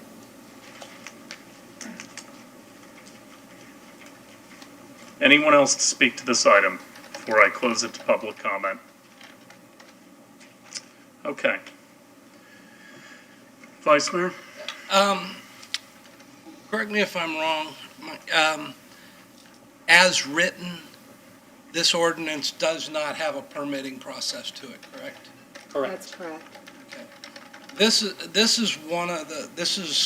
kind of a important thing to me. I mean, as most people know, I've lived here all my life, and my family descendants have been here over 100 years. I can tell you, my dad grew up at 207 Vine Avenue, just on the other side of Myrtle, and when he was a child, his family had a cow staked to what is now the Pinellas County Health Department building on Myrtle Avenue. And his job was to go milk that cow for the family every day. So, and that was when Clearwater was about 8,000 people. So it was a much smaller town. But we don't allow cows in Clearwater anymore either. I support having certain, a minimum size of coops for the chickens, on the chickens' behalf. I support having setbacks, but without a permitting process, how do we guarantee that, not only for at the homeowner, at the location, but also for the neighbors? I think, and I'm guilty of it, or I was guilty of it years ago.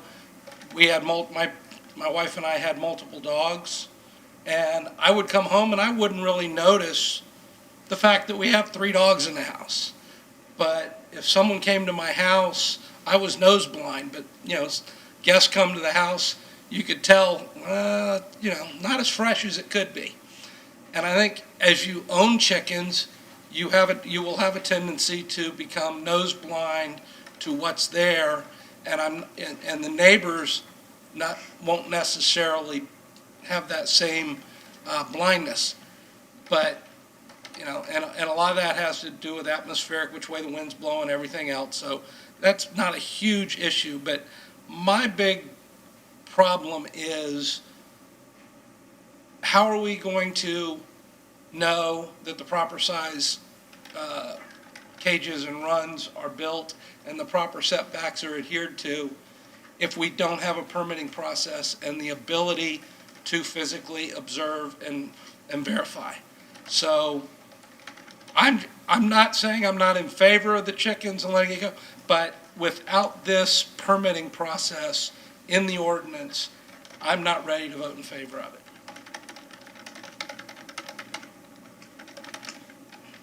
Councilmember Albritton, you have anything?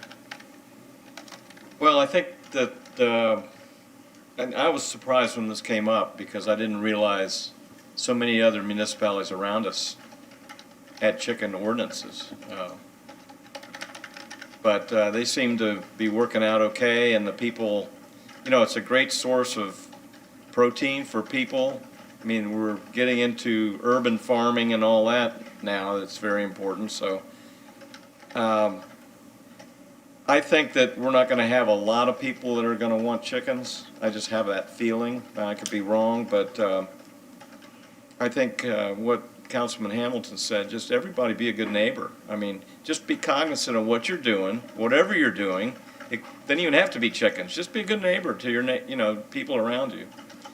But I'd like to see this pass. I think it'd be something that is positive, and if we develop some issues and it seems to be a real problem, I think we can go back and take another look at it, maybe change the ordinance, maybe go for permits, but I like it the way it is. I think that we're modeling it after the county's ordinance, and I think that's a good thing. Councilmember Bunker? I have chicken-loving friends who live in various parts of the country, not here in Clearwater, but I don't think they'd forgive me if I voted against chickens. But I appreciate all the detail that you went into in sharing the communities. 4 chickens seems like a reasonable number of chickens for us to deal with without it becoming, too much of a problem. So I would support this. Yeah, I would echo Councilmember Albritton as well as Councilmember Bunker. Well, I have to tell you, when I first got the email asking me to put this on the agenda, I wasn't in favor of it. I'm concerned about some of the issues that I think the Vice Mayor brought up. And I understand wanting to permit it. I'm just concerned about putting even more onus on our planning department with the volume that they have today. I think we're getting 1,200 permits a month, Gina, something along those lines. A little less now. At one point we were. My biggest question, Matthew, is, under enforcement in item D2, no person convicted as a repeat violator of this section may be permitted to or continue to keep chickens on their premises. So what is going to be the definition of a repeat violator?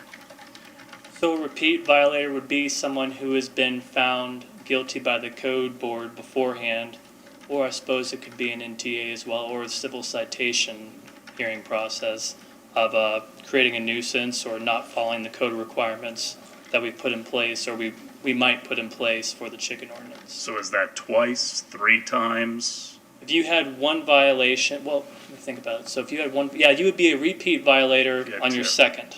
Right. So that would be the threshold. Yes. Okay. I'm going to vote for this tonight. Just understand, we can always repeal an ordinance. And that's not a threat. That's an encouragement to those people who want to have the chickens to be good neighbors. And if it becomes an issue where we're utilizing a lot of resources to regulate this, and we've got a lot of people that aren't taking care of the animals and being respectful of their neighbors, I'll be the first one to bring this back up and repeal the ordinance. But I think it's worth at least an opportunity for people to do the right thing and to be more self-sufficient. So with that, can I have a motion? I move to approve agenda item 8.9. Second. All in favor? Aye. Opposed? No.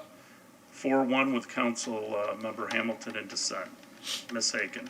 Ordinance number 9488-21, an ordinance of the City of Clearwater, Florida, making amendments to the Community Development Code by providing a new subsection under 3-204 to allow for keeping of chickens in certain residential zoning districts, providing specific standards for the keeping of chickens and associated accessory structures, amending 8-102 to include definitions for chicken, chicken coop, and chicken run, certifying consistency with the city's comprehensive plan and proper advertisement, providing for severability, providing an effective date.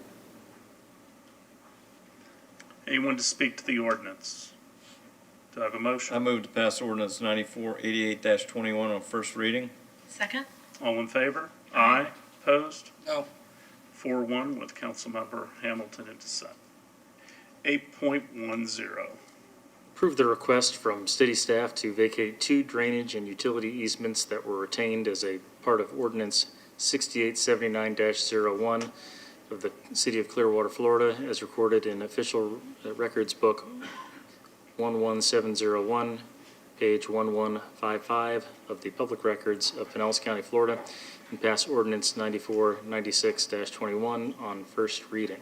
Mr. Mahoney. Evening, Council. Tom Mahoney, Engineering Department. This was formerly right-of-way that was vacated in a previous development of Mediterranean Village that preceded the current Nolan project. Since the Nolan was constructed, these 2 easements are no longer needed, and staff recommends vacating them. Any questions for Mr. Mahoney? Anyone from the public to speak to item 8.10? Have a motion? Motion to approve agenda item 8.10. Second. All in favor? Aye. Opposed? Unanimous. 8.11. Oh, I have an I'm ordinance. sorry, Ms. Aiken. Ordinance number 9496-21, an ordinance of the City of Clearwater, Florida, vacating 2 drainage and utility easements as retained in that certain ordinance number 6879-01 of the City of Clearwater, Florida, as recorded in the Official Records Book 11701, page 1155 of the Public Records of Pinellas County, Florida, providing an effective date. Anyone from the public to speak to the ordinance? Motion?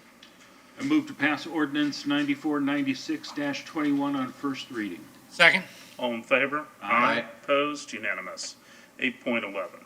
Approve the request from the owner of property addressed 14096 Rose Tree Court, Clearwater, to vacate the east 6 feet of a platted 10-foot drainage and utility easement located along the west 10 feet of Lot 1 of Rose Tree Court, according to the plat thereof as recorded in Plat Book 79, page 20 of the Public Records of Pinellas County, Florida, and pass Ordinance 9506-21 on first reading. Mr. Mahoney. Tom Mahoney, Engineering. So there's a pool deck encroaching slightly into this easement, and staff evaluated the need for the full 10 feet, and in order to clear up the pool deck issue, we can live with the remaining 4 feet of the easement. So staff is recommending vacating that 6 feet. Any questions for Mr. Mahoney? Anyone from the public to speak to item 8.11? Motion? Move approval of agenda item 8.11. Second. All in favor? Aye. Opposed? Unanimous. Ms. Aiken. Ordinance number 9506-21, an ordinance of the City of Clearwater, Florida, vacating the east 6 feet of a platted 10-foot drainage and utility easement located along the west 10 feet of Lot 1, Rose Tree Court, according to the plat thereof, as recorded in Plat Book 79, page 20 of the Public Records of Pinellas County, Florida, providing an effective date. Anyone to speak to the ordinance?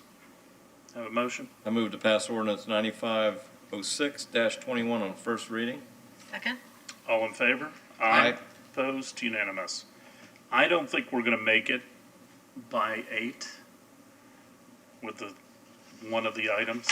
So would you like to take a break? Let's take an 8-minute recess, and then we'll be back and finish up.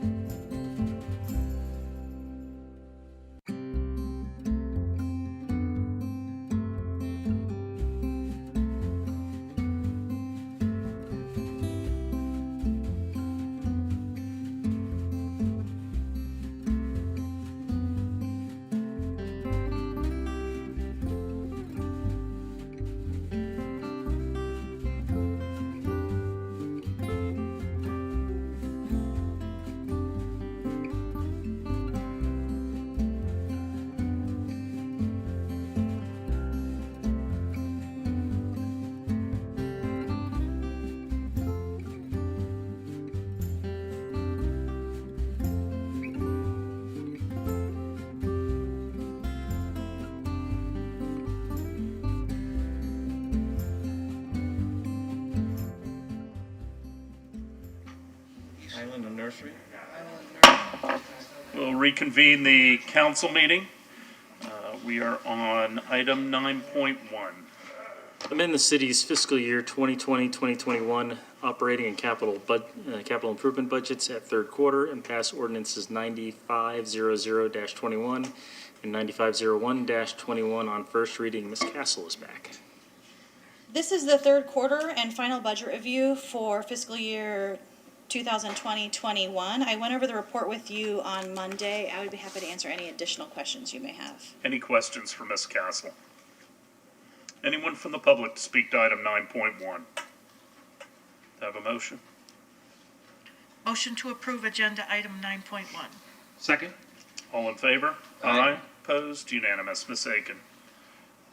Ordinance number 9500-21, an ordinance of the City of Clearwater, Florida, amending the operating budget for the fiscal year ending September 30th, 2021, to reflect increases and decreases in revenues and expenditures for the General Fund, Special Development Fund, Special Program Fund, Gas Fund, Solid Waste and Recycling Funds, Marine Fund, Parking Fund, and Central Insurance Fund is provided herein, providing an effective date. Anyone to speak to the ordinance? Do I have a motion? I move to pass ordinance 9500-21 on first reading. Second. All in favor? Aye. Opposed? Unanimous. Ms. Aiken. Ordinance number 9501-21, an ordinance of the City of Clearwater, Florida, amending the capital improvement budget for the fiscal year ending September 30th, 2021, to reflect a net increase of $38,577,718, providing an effective date. Anyone to speak to the ordinance? Do I have a motion? Question first. Yes, sir. Does Rosemary not like you by spreading these out and making you stay late? Couldn't put them all together? She requested to be placed. Oh, okay. All right. A masochist. It's where I'm supposed to be, right? Okay. Would you like to make a motion? I move to pass ordinance 9501-21 on first reading. Second. All in favor? Aye. Opposed? Unanimous. 9.2. Accept ordinance 536, an interlocal agreement franchise with the town of Bel Air in order for Clearwater Gas System to continue to provide natural gas service to the citizens of Bel Air and adopt resolution 21-33. Mr. Warrington. Chuck Warrington, the Executive Director of Clearwater Gas System, and yes, this is a resolution to accept the town of Bel Air's franchise agreement that extends our franchise for another 15 years, and then potentially 15 years beyond that, mutually agreed upon. Any questions for Mr. Warrington? Anyone from the public to speak to item 9.2? Do I have a motion? I move to approve agenda item 9.2. Second. All in favor? Aye. Opposed? Unanimous. Ms. Aiken. Resolution number 21-33, a resolution of the City of Clearwater, Florida, accepting the franchise privilege and concession for the town of Bel Air, Florida, for the purpose of furnishing gas within the town of Bel Air and to its inhabitants, providing an effective date. Anyone from the public to speak to this? Have a motion? Motion to adopt resolution 21-33. Second? All in favor? Aye. Opposed? Unanimous. 9.3. Approve third amendment to lease agreement between Clearwater Golf Associates, Inc. and City of Clearwater to provide assistance of $58,100 to partially offset the cost of installing reclaimed water at the Landings Golf Course and authorize the appropriate officials to execute same. Mr. Halios. Good evening, Mayor, Council. Jim Halios, Director of Parks and Recreation, and I am before you tonight for the item 9.3, which is the third amendment to the Landings Golf Course Agreement, which will help offset fees in the amount of $58,100 for the connection of reclaimed water to the golf course. I'd be happy to answer any questions. Any questions for Mr. Halios? Councilmember Bunker. I've heard from citizens wondering why we're paying the extra expense of $58,000 when the Landings Golf Course only pays us $1,000 a month, and they're questioning whether this is an appropriate use of our money. I've had it explained to me why this makes sense for the city. Could you explain that that rationale? Well, the rationale is that the landings is required by Swift Mud to hook up to reclaimed water where available. So they cannot, their well will be shut down. Senate Bill 64 requires that it's no more illicit discharge into the bay of reclaimed water. So this is an opportunity for us to alleviate the excess reclaimed water that we have within the community. And this was an opportunity that we felt that we could work with the operator for all the different improvements that they've made through the years, and we could help offset those costs if it was agreeable to the council. And just to follow up, where is the reclaimed water stored before we disperse it to these different? I'd have to put that one over to Rich Gardner, who is our public utilities director. I don't know if Mr. Gardner's here. He's but not here Mr. today, Maxwell but there are some ponds on the course which they'll be stored in, and then in our reclaimed pipes. I will also add to what Mr. Hallio said, and that the pump itself, this is really for the pumping system, that would transfer back to us in 8 years when the lease expires. Thank you. And I had some reservations about this because we've talked about, the landings potentially becoming something else. We obviously had a referendum, that failed. And I did not know if I wanted to put more money into the golf course when at some point we may decide that it would have a different use. Understand though that I think the golf course was pumping 93 million gallons a year out of the aquifer. That's pretty significant. And we do need to get rid of the reclaimed. And the problem with reclaimed is when you don't need it, we've got plenty of it.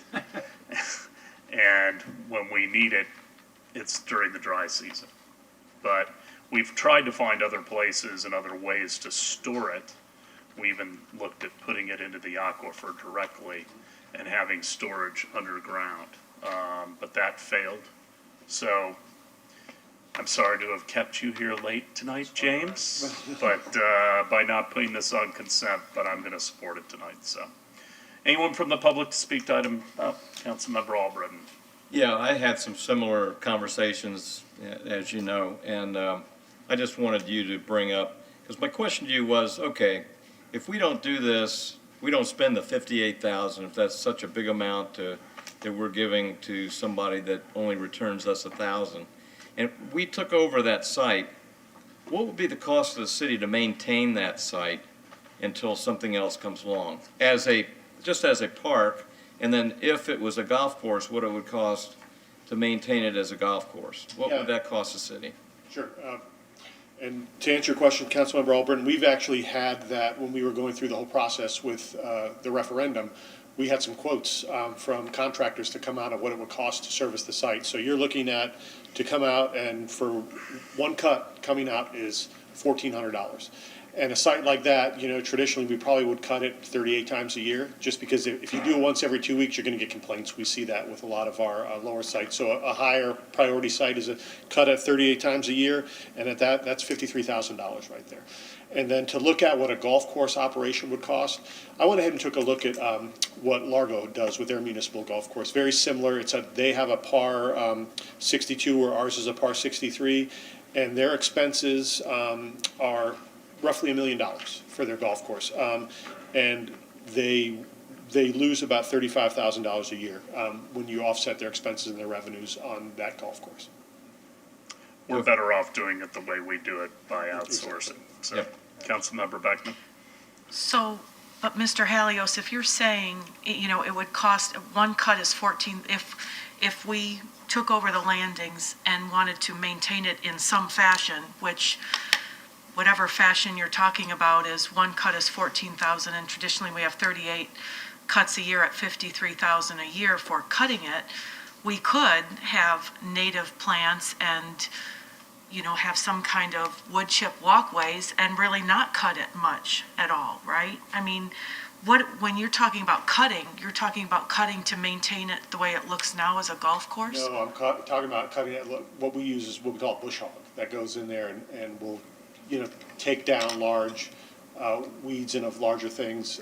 Again, once you do that, primarily once you can go in and but it's not maintaining it like a golf course. It's maintaining it, it would almost be like how we maintain our passive parks. It would be on a similar rate to that. So that's Maintain it to our code. exactly. So we follow the same code that we expect our citizens to follow. Yep. Okay. As I recall, the referendum was save the landings. Well, the landings is a golf course, so we want it to stay a golf course. So this is a way for us to maintain and work with our reclaimed water system that needs to be done. The landings is not going to be allowed to pump fresh water from the well. This is the best way to approach it, without a doubt. So I make a motion to approve agenda item 9.3. Second. Anyone from the public to speak to this item? All in favor? Aye. Opposed? Unanimous. 9.4.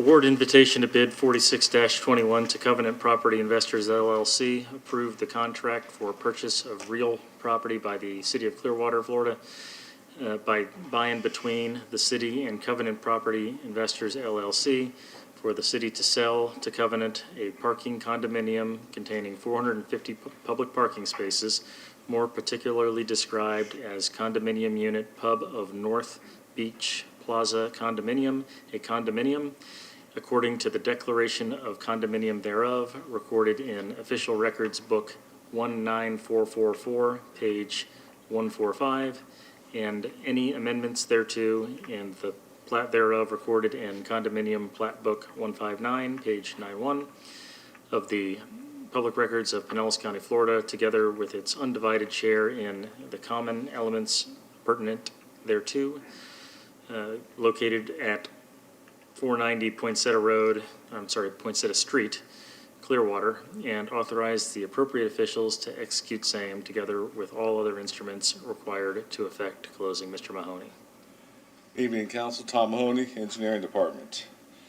So per the city charter, the real property declared surplus shall, I'm sorry, I missed one line here, excuse me. On June 17th of this year, the City Council declared the parking units surplus for the purpose of sale through invitation to bid, whereby the successful bidder was required to meet the terms set by council. Per the city charter, real property declared surplus shall be sold to the party submitting the highest competitive bid, the bid above the appraised value whose bid meets the terms set by the city council. All qualifying bids were required to meet a bid price exceeding $12 million. The city obtained two independent appraisals. One came in at $11.16 million, and the second was at $13.245 million. The city received two bids. Both met the required terms listed above. Covenant Properties Investors LLC submitted the successful bid with a proposed purchase price of $12.5 million. Consistent with the bid requirements above, staff recommends approving this contract. And I'll be happy to try and answer any questions if you have them. Any questions for Mr. Mahoney? Anyone from the public to speak to this item?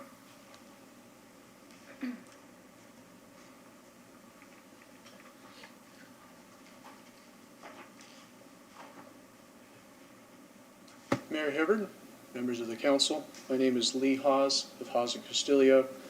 I represent SCI Pelican Walk LLC, that was the second bidder. I'd like to provide a brief background.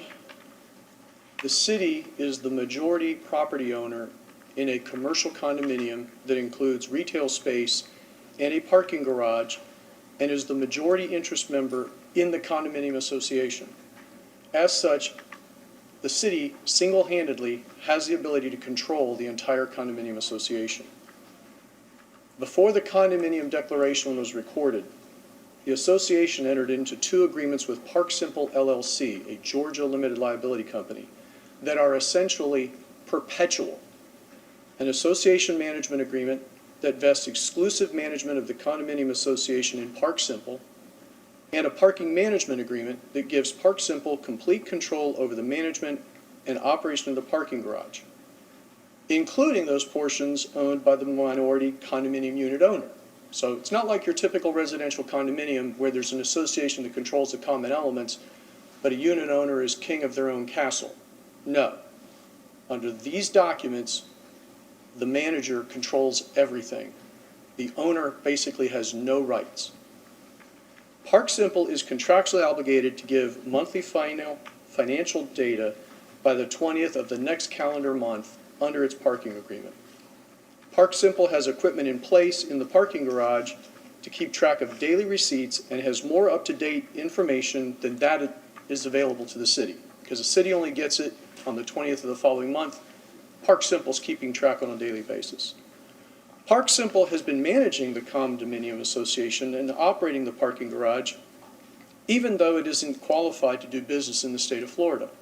I don't know if you all were aware of that, but Park Simple has never qualified to do business in the state of Florida.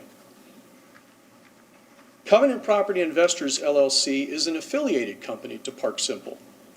They share the same address in Atlanta, Georgia. They have the same principal, Donald D. Stone II. Because of this affiliation with Park Simple, Covenant has access to financial information even before it is available to the city. Now, as part of the bidding process, the city disclosed financial information provided to it by Park Simple to prospective bidders. When a prospective bidder requested additional financial information, the city issued addendum number 2 on July 19th, which provided additional financial information, but only through May 2021. Park Simple did not supply the June financial information in draft form to the city until after its contractual deadline to provide final information. And the city did not publish another addendum supplying the June financial information before the bid deadline. By virtue of its relationship with Park Simple, Covenant had insider information not available to any other bidder that included not only June financials, but also most of the July financials on a day-to-day basis when it submitted its bid, I believe on July 27th, the day before bids closed. Now, the law and the invitation to bid requirements give this council broad legislative discretion to award the bid to my client instead of to Covenant, to rebid the property or reject all bids. Again, this is a legislative item, and the council only needs a rational basis for its decision to determine that Covenant did not meet the requirements set forth by the council or the charter's requirement for a competitive bid in its submittal, which relied upon insider information that it did not disclose. It can fairly be said that Covenant's bidder certification was knowingly false because subparagraph D of the bidder certification that's signed as a bidder certification that says, under subparagraph D, the prices offered were independently developed without consultation or collusion with any of the other respondents or potential respondents or any other anti-competitive practices. Now, I submit to you that using insider information is an anti-competitive practice. And it defies belief that Mr. Stone didn't know the income of his company, Park Simple, a potential respondent, was making at the same time that he submitted his bid through his other company, Covenant. The left hand knew exactly what the right hand was doing. The council is free to rely upon its common sense of fairness and business ethics to not reward Covenant's affiliated entity, Park Simple, for negotiating a potentially indefinite extension of its parking management agreement with the city and Paradise, who was the former co-owner, at the same time it was withholding June final financial data that it was contractually required to provide to the city, and that had been publicly requested by a potential bidder during the bid process.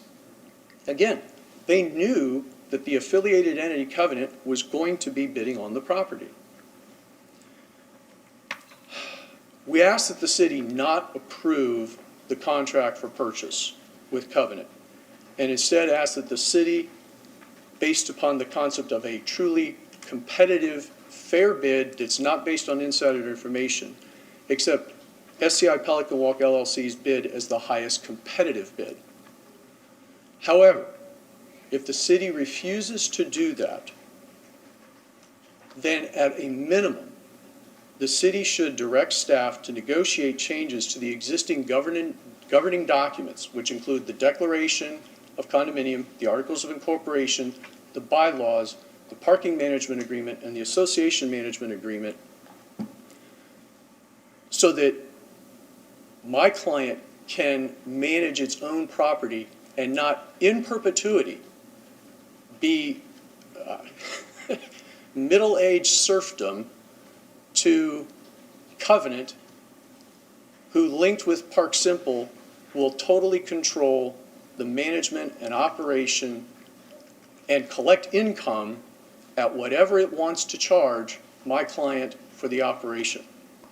So again, I would ask that you, if you're not going to vote against this, which I encourage you to do, that you at least require that those documents be amended and that certain documents be terminated as of the date of closing so that they do not run in perpetuity.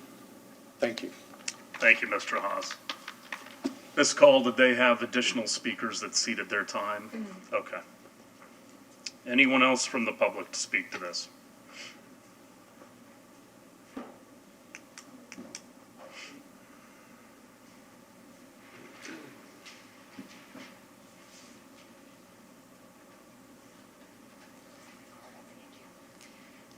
Good evening. Katie Cole with the law firm of Hill Ward Henderson. We represent Covenant Property Investors, who was the winning bidder.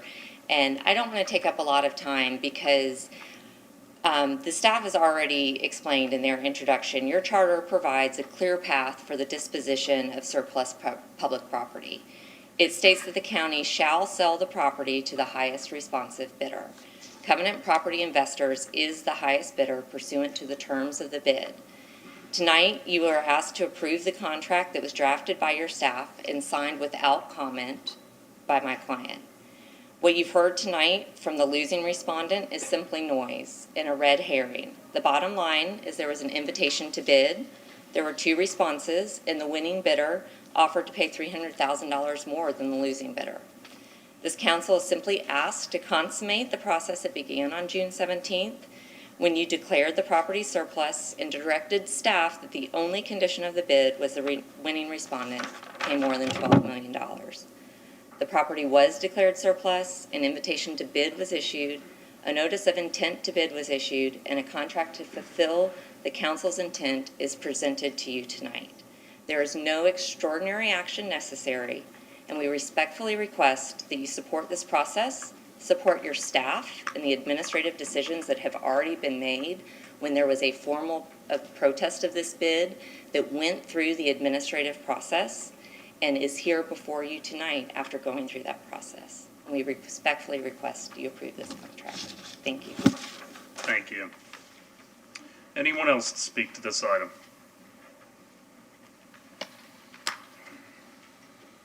Good evening, Mr. Mayor, council members. Brian Ungst, 625 Court Street, also on behalf of SCI Pelican Walk. I did not cede my time to Mr. Haas. He had 9 minutes from other speakers. There's a key word that's required in your charter to award a bid to dispose of real property, and that is qualified bidder. That is a key word. Who determines what a qualified bidder is? Under the law? Under your charter? Under your code? You do. Mr. Haas put forward a rational basis for you to use your legislative discretion to determine that the bid between Covenant and Park Simple's entity was anti-competitive and was not in the spirit and keeping of the terms you set forth in both your charter, your code, and your purchasing policy. However, we have a compromise, a common sense compromise. My client initiated this process, and it is a great opportunity for the city. The city is going to recoup all of the money it invested in this garage and make money on it. And it's going to be able to invest that money in downtown and in the downtown garage. So we want the city to sell this property. And the compromise position is Covenant and Park Simple negotiated a management agreement that is terminable at will, sole discretion of the association. The association is my client and the city. Right now, the members of the association are my client and the city. My client has asked the city to terminate the parking management agreement as to its units only. My client should be free to manage and operate its own property the way it sees fit. We've offered that compromise to the covenant side, and they've rejected that. But you don't need their approval. It's in your sole discretion to terminate the parking management agreement. My client found this deal for the city. My client has invested a significant amount of time and resources into this process, and my client wants the city to reap the benefit of its wise investment in this garage and to use that money to reinvest in the community. My client just wants a free start, a fresh start on its units. Keep in mind, my client owns units PUG, PUA, and PUC.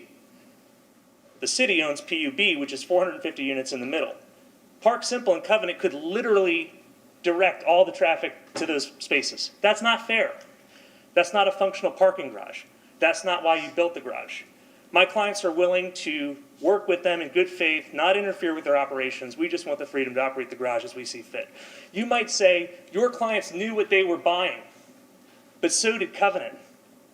Covenant knew more about what it was buying than anybody else.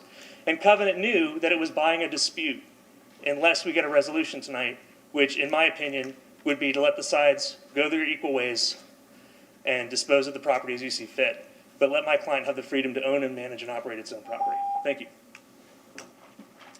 Anyone else from the public to speak to this item? So Ms. Aiken, can Yes. you respond to some of those comments? First of all, that Park Simple is not qualified to operate in Florida? I don't know the answer to that, but I will point out that the predecessor in interest to SCI is the one who actually chose Park Simple before we owned the condominium. So they need to talk to their predecessors in title about that. We will certainly look at that, and I'm sure they will take the steps necessary to get qualified.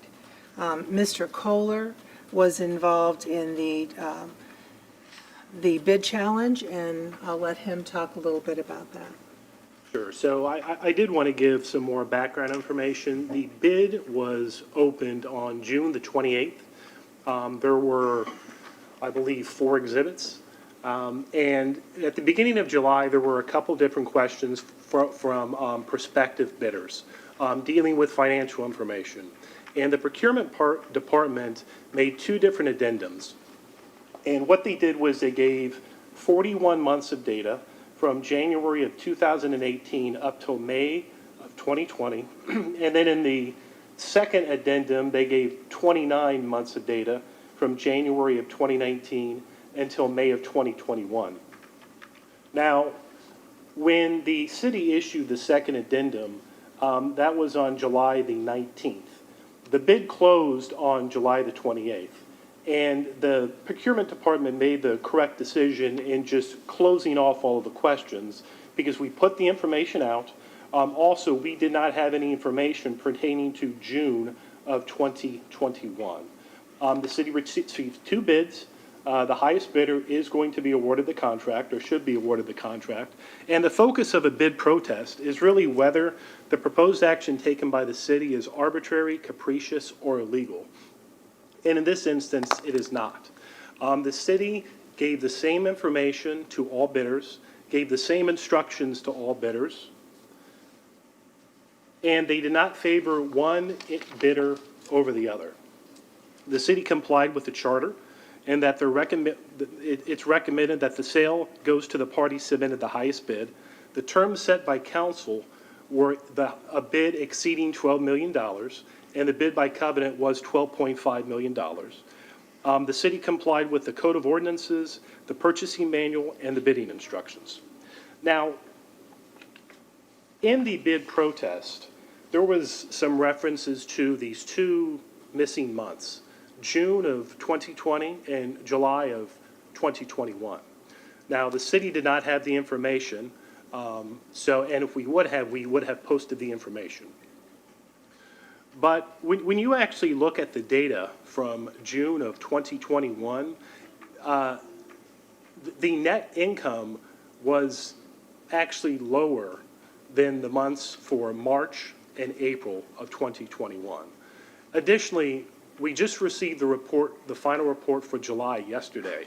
The net income was lower than the months of March and April of 2021. So the arguments that SCI is making, the data does not support their arguments, and that there was some type of inside information.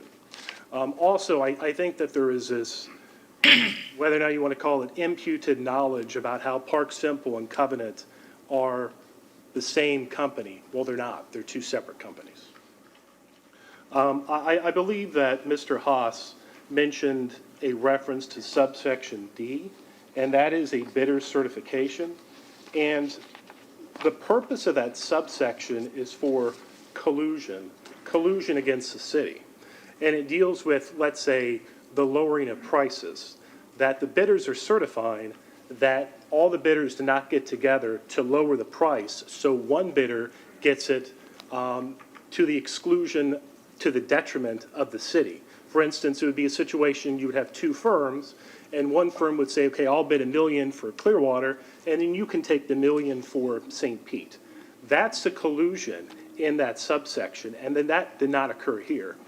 And the other point of this is that the bid protest mentions a wrongful act, that it would be a wrongful act for the city to approve the sale. But I fail to see how awarding it to the bidder that is $300,000 more would be a wrongful act.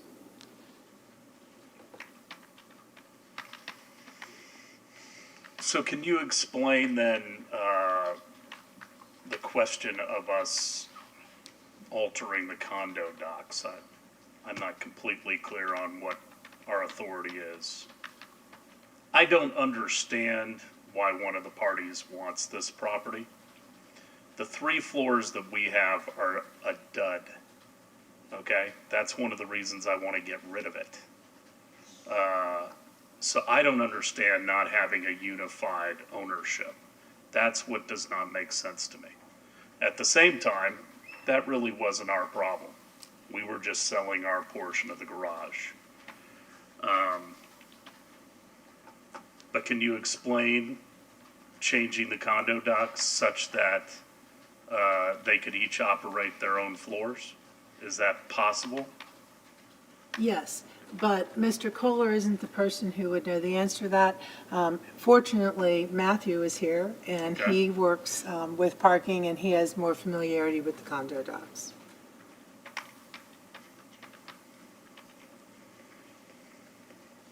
Good evening again. So Mayor, you would like to know if we're able to amend the condo documents? Mm-hmm. The answer is we not unilaterally could, but if we had one of our parking, one of the other unit owners to agree to it with us, we could amend the parking documents. We would have authority to do that, yes. So we own the majority of the parking condo. There is also an overall condominium, which we are not the majority of. There is the ability by vote of the condominium, the parking condominium, to make amendments. They did request these amendments. That's a decision that is the condominium association will need to make in the best interest of that group. Right now, we're the owners of the property. The renegotiation that he had mentioned with Park Simple was actually, I believe, done at the request of the previous owner, Paradise, because the time frame, that agreement that he was talking about going on forever, actually, at that time, that agreement was terminating. So Paradise wanted to have an extension to that, and they negotiated that extension with Park Simple. So is it possible? It is possible, and that's something that the members of the association need to consider. But since we are selling this is probably not the time for us to make substantial amendments. since we sold this or put this on the market with certain representations. Here's what we're selling, and now they're suggesting we change that because they don't like the outcome. Other questions? Vice Mayor? I know the argument was made about one party having 1 month or 2 months worth of revenue reports that the other one did not, but correct me if I'm wrong, but the appraisals on his property were not income-based. You are correct, they were not. So the income, the monthly income, doesn't come into play for where we set our price. Not for our appraisals. And so it's, but the bids have come in, the bids are what they are, and I would say, we need to, we're looking out for the city, we're doing the city's job here.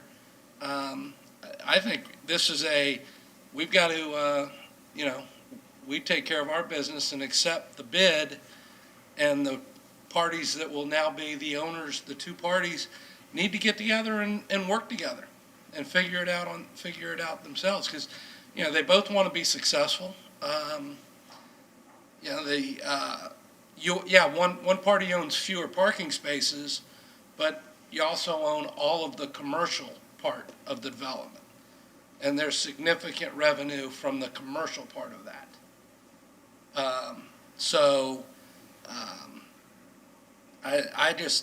think it's, we've got $12.5 million coming to us if we accept this agenda item, and we've got two parties out there that need to figure it out on their own, figure out their differences on their own.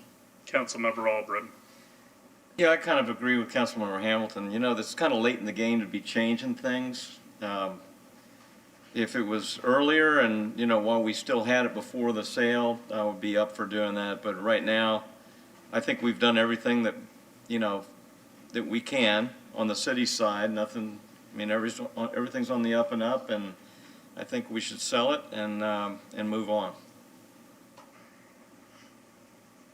Any other comments? No, I agree. It went out for bid based on the appraisal was not income-based, and I think, the RFP went out, it was fair. The losing bid came in at $300,000 less, and that's the way it goes.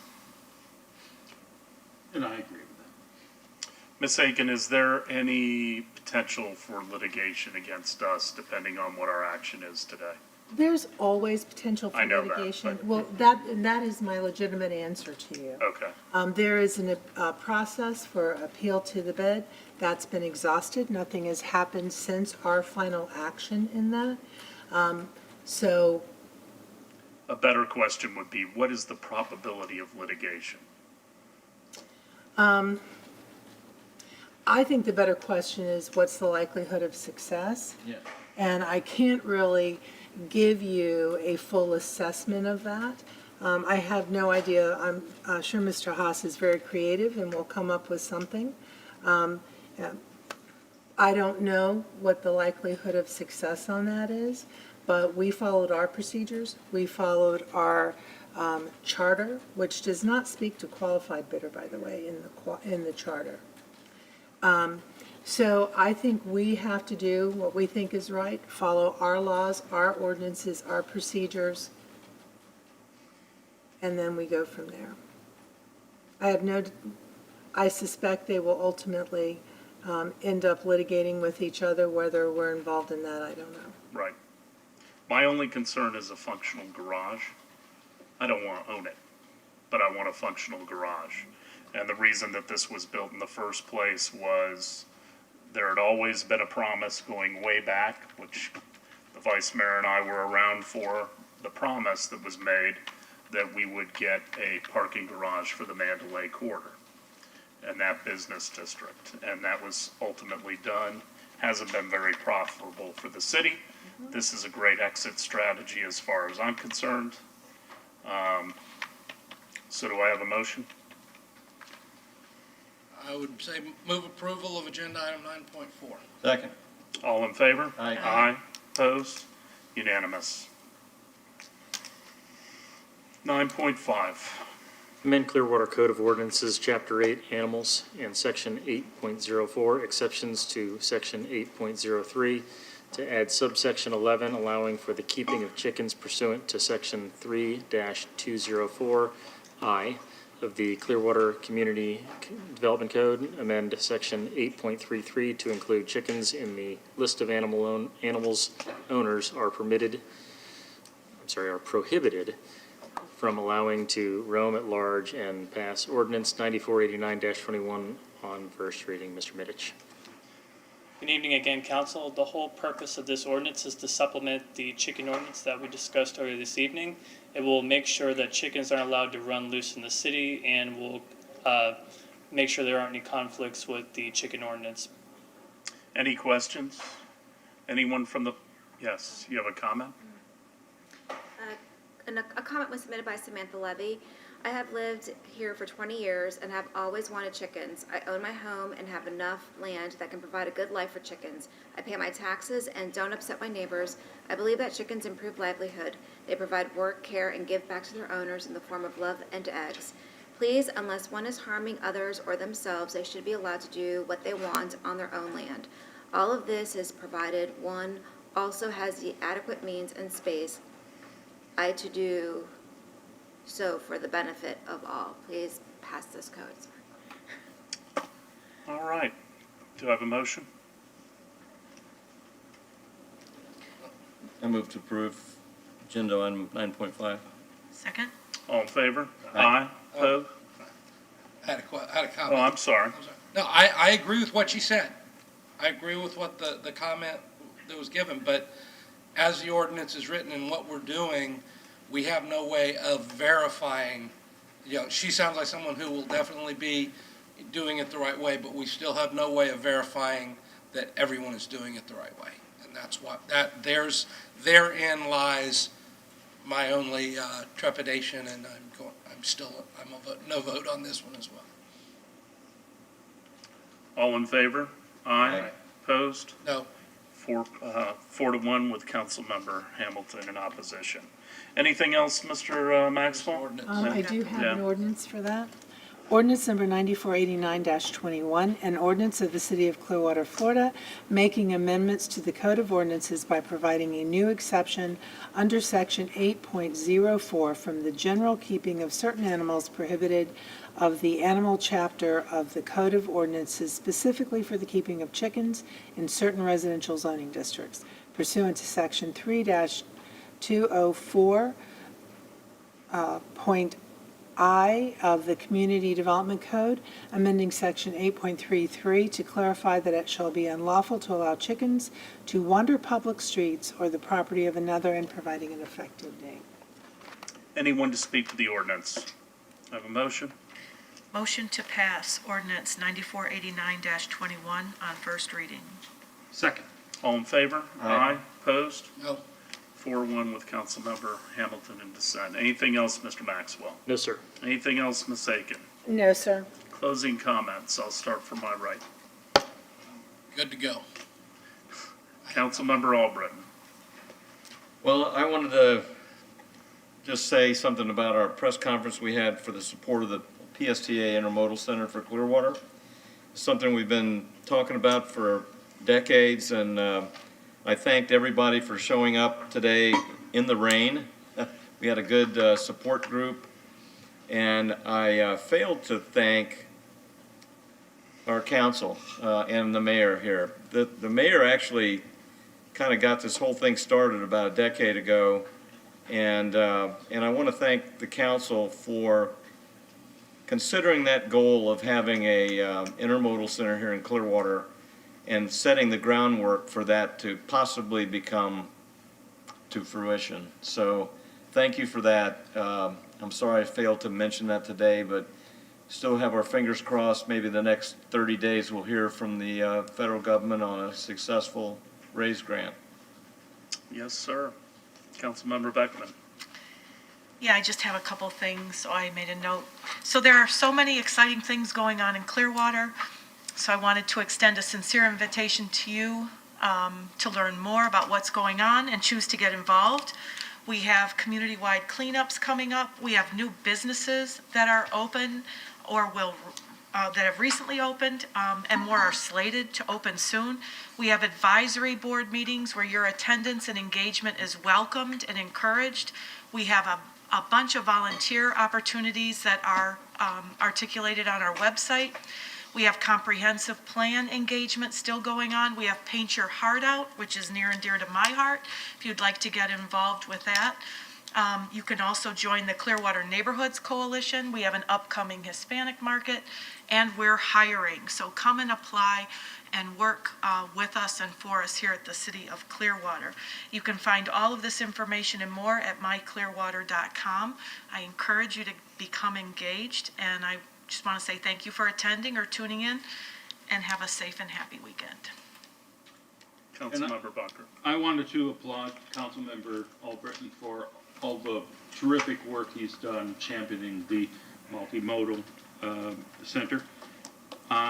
It's been inspirational to me to see how active you've been on issues like this and derelict vessels. So thank you. I'd also like to just take a moment to remember the great Norm Macdonald. And also, I hope that Summer and Tyler enjoy life with their chickens. Thank you. Well, I want to thank our staff and all those folks who came out for the groundbreaking for Imagine Clearwater. It was a great event, brief but great.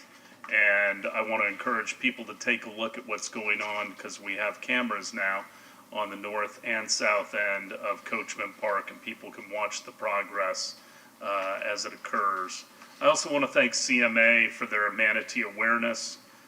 They're launching a program and have been working with rescuing, rehabbing, and releasing manatees. It's been a historically bad year for manatees. And we just ask people to be very cognizant of those habitats and be careful with those wonderful animals. Also want to thank all of our staff. The chief did a wonderful job along with all of our staff. We had the International Association of Human Trafficking Investigators from all over, literally international, and had a huge crowd.